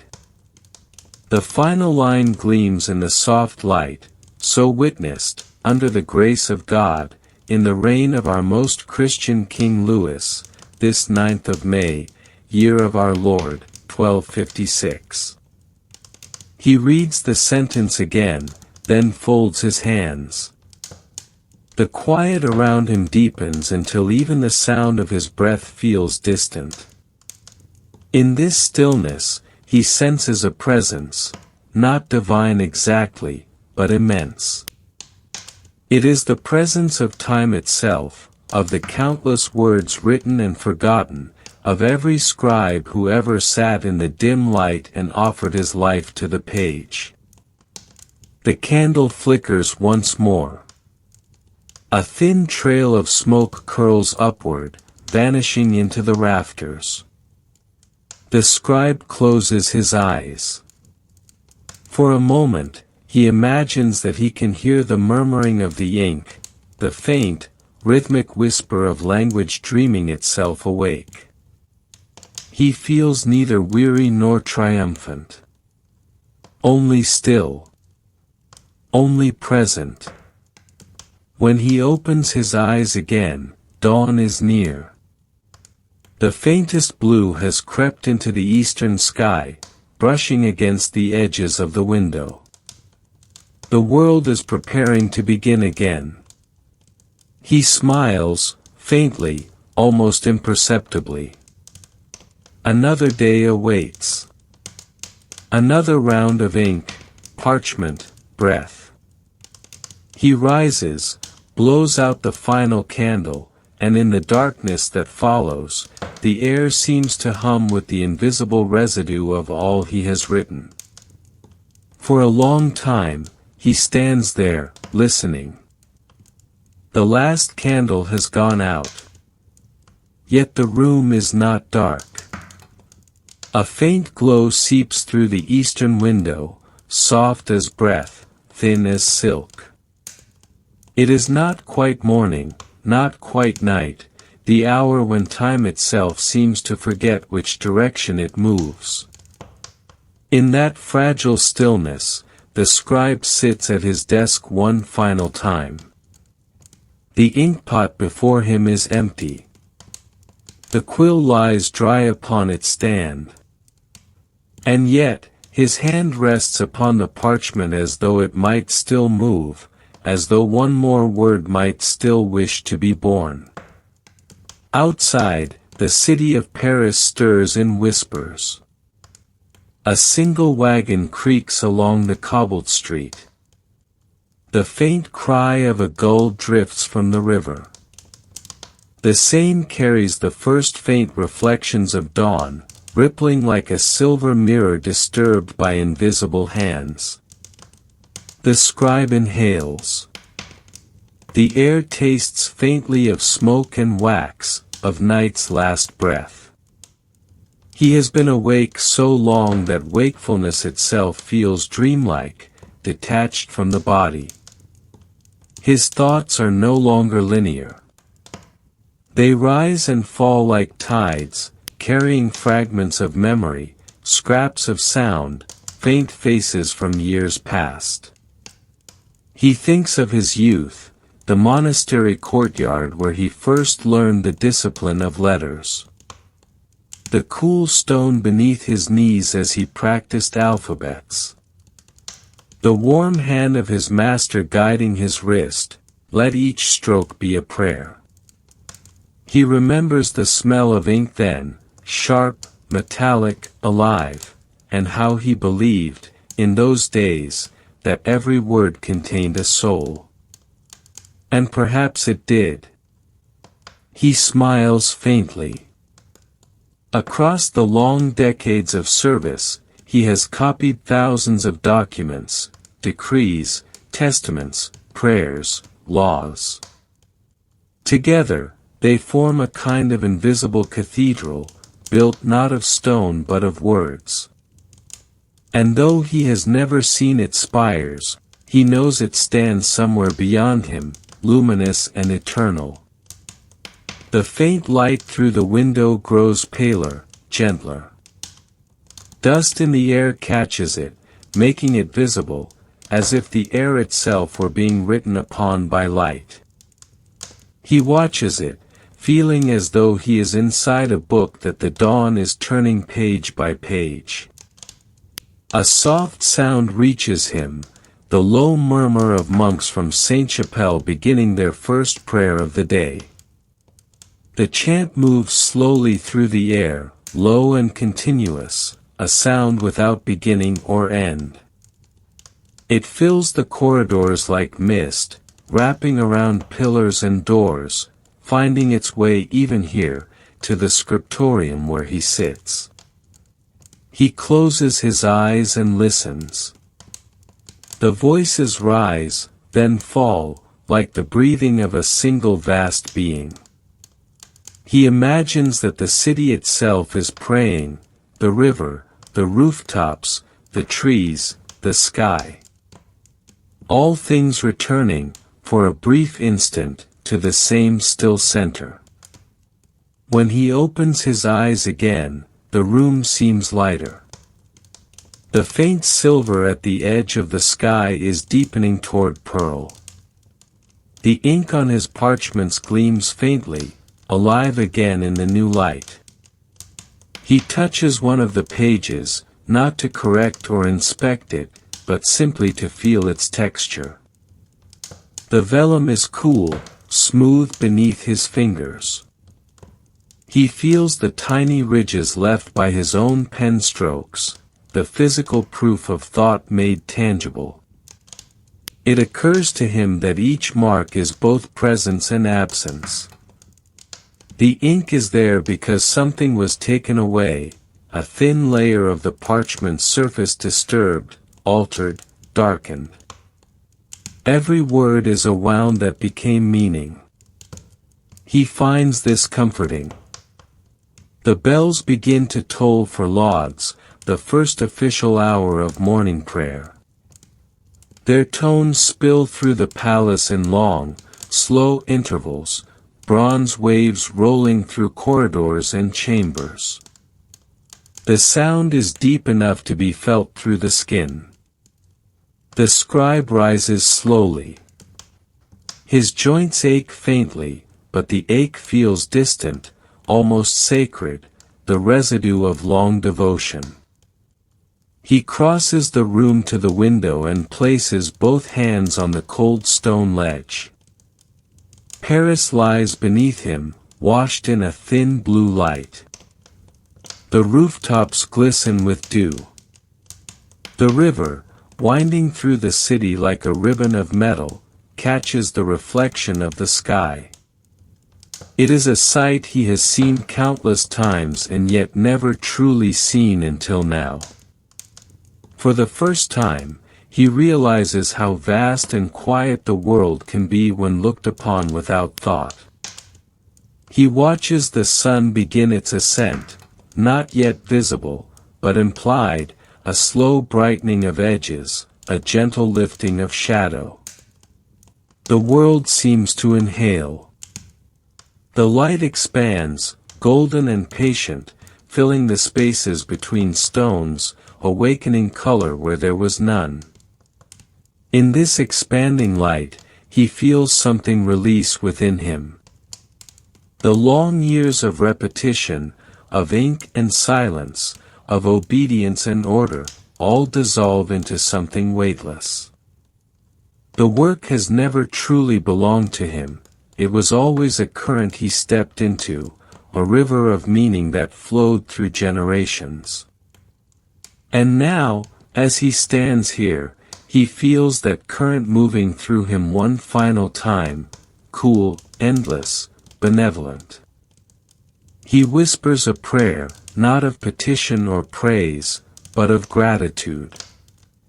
"Let me be as the ink," he says softly, "spent in the service of light." His voice surprises him. It sounds older than he expected, softer, almost translucent. Behind him, the scriptorium glows faintly in the dawn. The parchments on his desk shimmer like shallow pools, reflecting the morning's pale gold. Every page, every word, seems to breathe. The silence is not absence but fullness, a silence so complete it hums. He returns to his chair. The wood welcomes his weight with a quiet creak. He folds his hands, resting them lightly atop the last completed page. The sentence at the bottom of the sheet reads, "So witnessed in the grace of the Almighty, whose word endures beyond the hands that write it." He traces the final letter with his fingertip. The ink is dry, but somehow still warm. In the far distance, the choir continues. The harmonies are slow and wide, opening and closing like wings.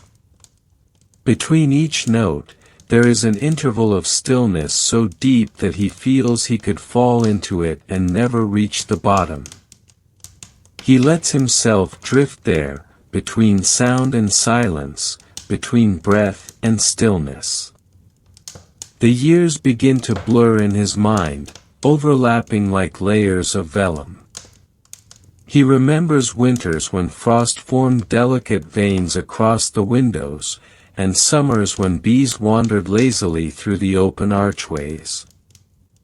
He remembers copying the letters of treaties, the signatures of kings, the humble petitions of peasants. He remembers the rare times when Louis himself paused by the scriptorium door to inquire about progress, his voice calm, his eyes filled with that strange, saintly clarity that both comforted and unsettled those who met it. All these memories move gently through him now, like leaves floating downstream. None cling. None demand. He thinks of the first word he ever wrote and the last word that lies before him now. Between them stretches an entire life, a life measured not in years but in sentences. The light deepens again. The sun's rim emerges above the horizon, and a sudden gold fills the room, striking the crucifix on the wall. For an instant, the carved face seems alive, illuminated from within. The scribe bows his head. The warmth of the light touches his hands, his brow, his shoulders. It feels like absolution. For a long time, he sits unmoving. The light continues to rise, spilling over the desk, over the inkpot, over the pages stacked neatly in their piles. It floods the room until every shadow disappears. At that moment, he realizes that there is nothing left to do. The work is complete, not just the day's task, but the long labor of years. He exhales slowly, and the breath feels like release. Then, almost imperceptibly, he closes his eyes. The light continues to grow. The city outside stirs to life. Hooves strike the cobblestones. Market stalls begin to open. The world resumes its endless rhythm. But within the scriptorium, time has come to rest. And in that stillness, surrounded by parchment and light, the scribe remains, neither waking nor sleeping, neither living nor gone, but simply present, like a word so perfect it no longer needs to be read. Night deepened into a shade too soft to name. The scribe, still seated before the same piece of parchment, felt the distance between strokes widen, as though each breath required an ocean of silence to precede it. The castle murmured less now, servants had long since vanished into their cells and chambers, and the hall of writing, usually a vessel of whispering quills, stood hollow except for him. In the great stillness, the candle's flame trembled. Its tiny body leaned and straightened, as though bowing to an invisible wind that stirred only in the dream of the room. The scribe lifted his eyes to the vaulted ceiling. The ribs of stone seemed to curve not inward but outward, like the underbelly of a sky. For a moment, he could not tell whether he sat inside a room or within the night itself. Outside, the moon hovered low over Paris. The Seine carried its reflection, elongated and broken by current, as if time itself were being written and rewritten across the water's surface.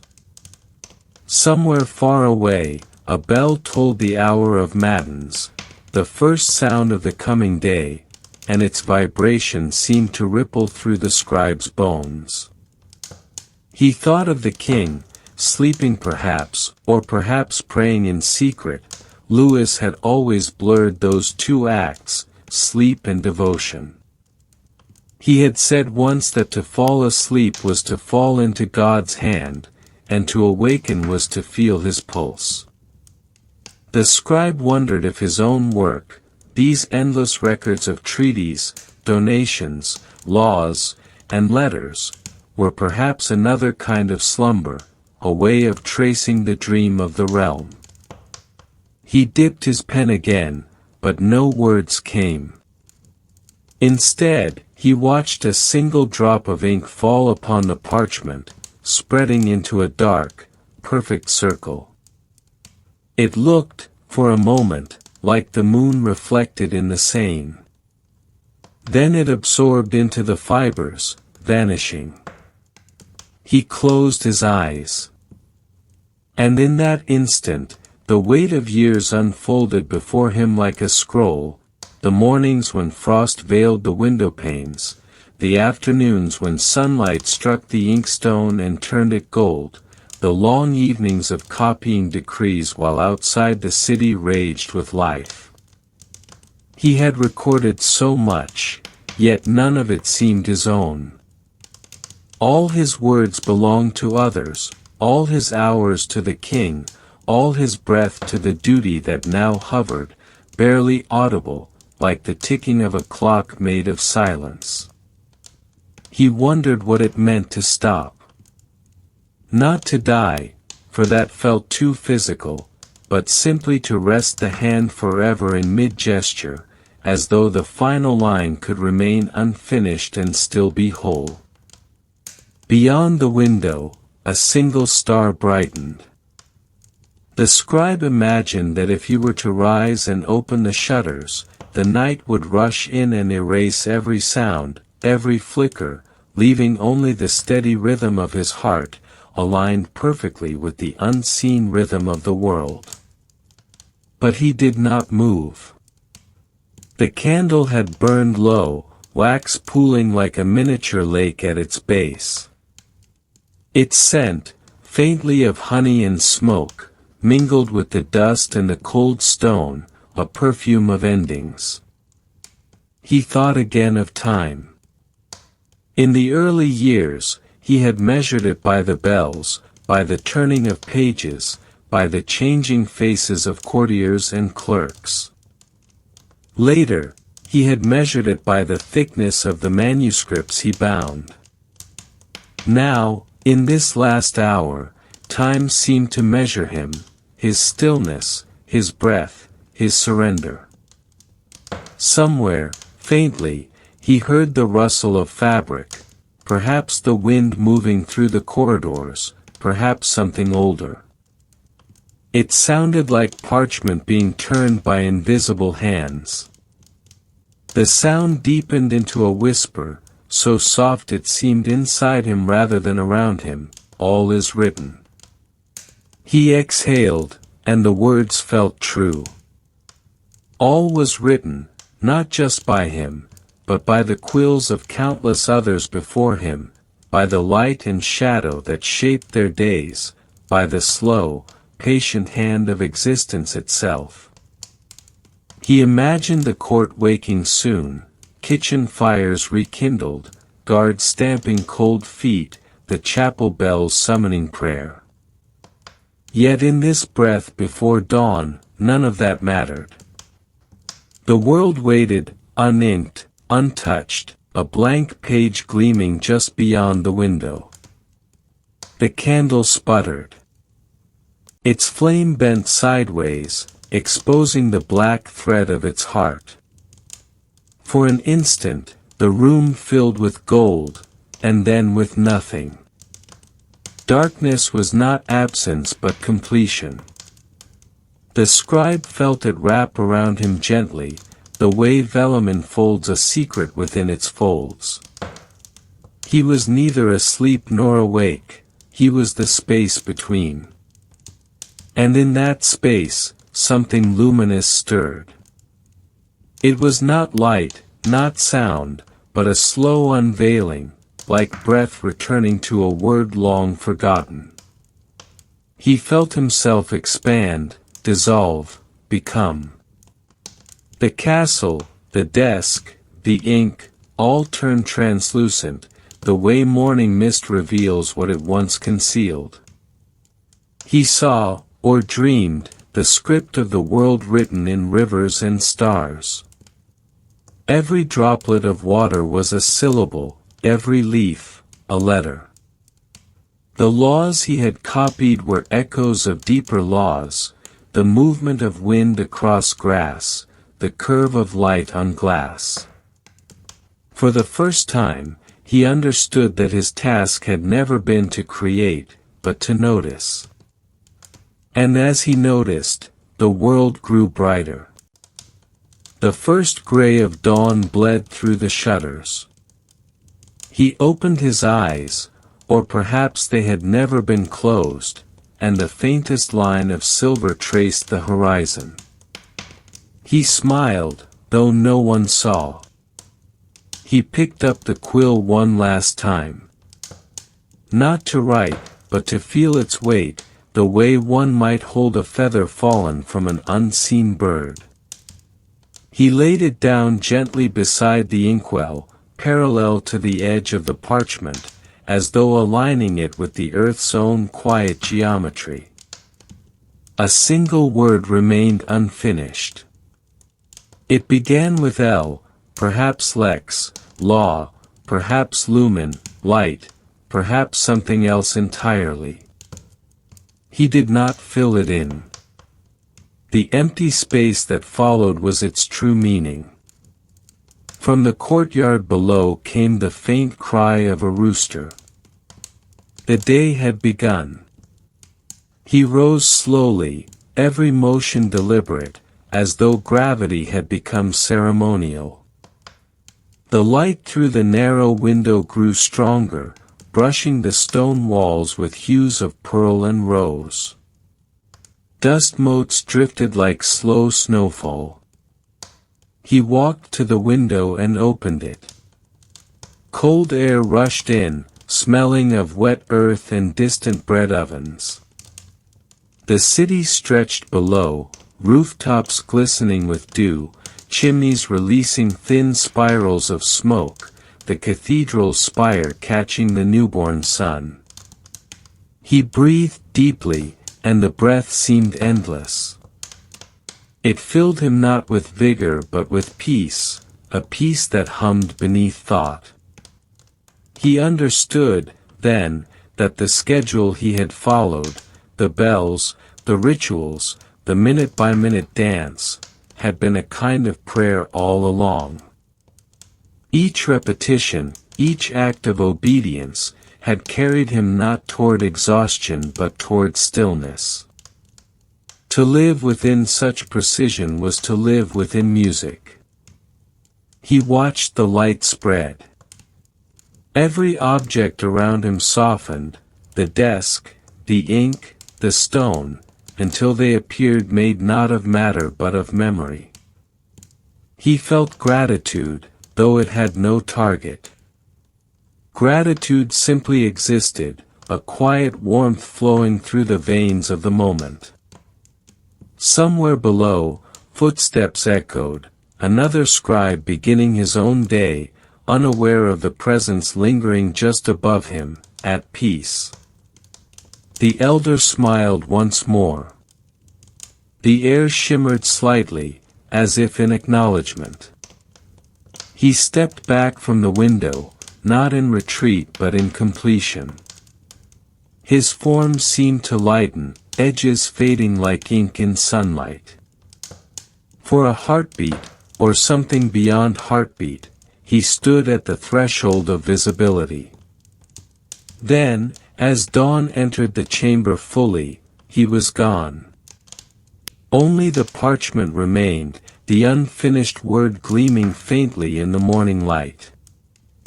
The ink shimmered, not wet, yet not dry, as though awaiting a continuation that would never come. The new scribe, entering moments later, would find the desk immaculate, the quills set neatly in place, the candle burned down to its stub. He would assume his predecessor had left early for the chapel. He would sit, dip the pen, and begin again, tracing the same elegant script across the same pale page. Outside, the bells of La Sainte-Chapelle rang for prime, their tones pure and slow, washing through the corridors like light itself made sound. And in the resonance between those bells, if one listened closely, closer than sound, deeper than breath, one might still hear the faint rhythm of a quill, writing not words but silence. Time moved on. The court of King Louis IX would change, wars and plagues would come and go, kings would rise and fall. The manuscripts would yellow, the ink fade, the script blur into anonymity. But the gesture remained, the curve of a hand guided by something greater than itself. Centuries later, when scholars unbound an old codex in the archives of the kingdom, they would pause upon an unfinished page. Its final letter, that solitary L, would seem to shimmer faintly beneath the lamplight. Some would call it coincidence, the play of reflection on aged ink. Others would say it was the breath of the scribe himself, caught between time and timelessness. Whatever the truth, the page would exhale its silence into the room, and for a moment, a long, unbroken moment, all would be still. The scholar would close the manuscript gently. Outside, rain would begin to fall, tracing lines upon the window like new script being written by the sky. And somewhere, in that rhythm, the scribe would live again, not as memory or ghost, but as the quiet pulse of attention that beats beneath every act of creation. Because to write is to listen. And to listen, deeply enough, is to disappear. The rain continued, steady, eternal. Paris dreamed beneath it. And the ink of the world, endless, invisible, kept flowing.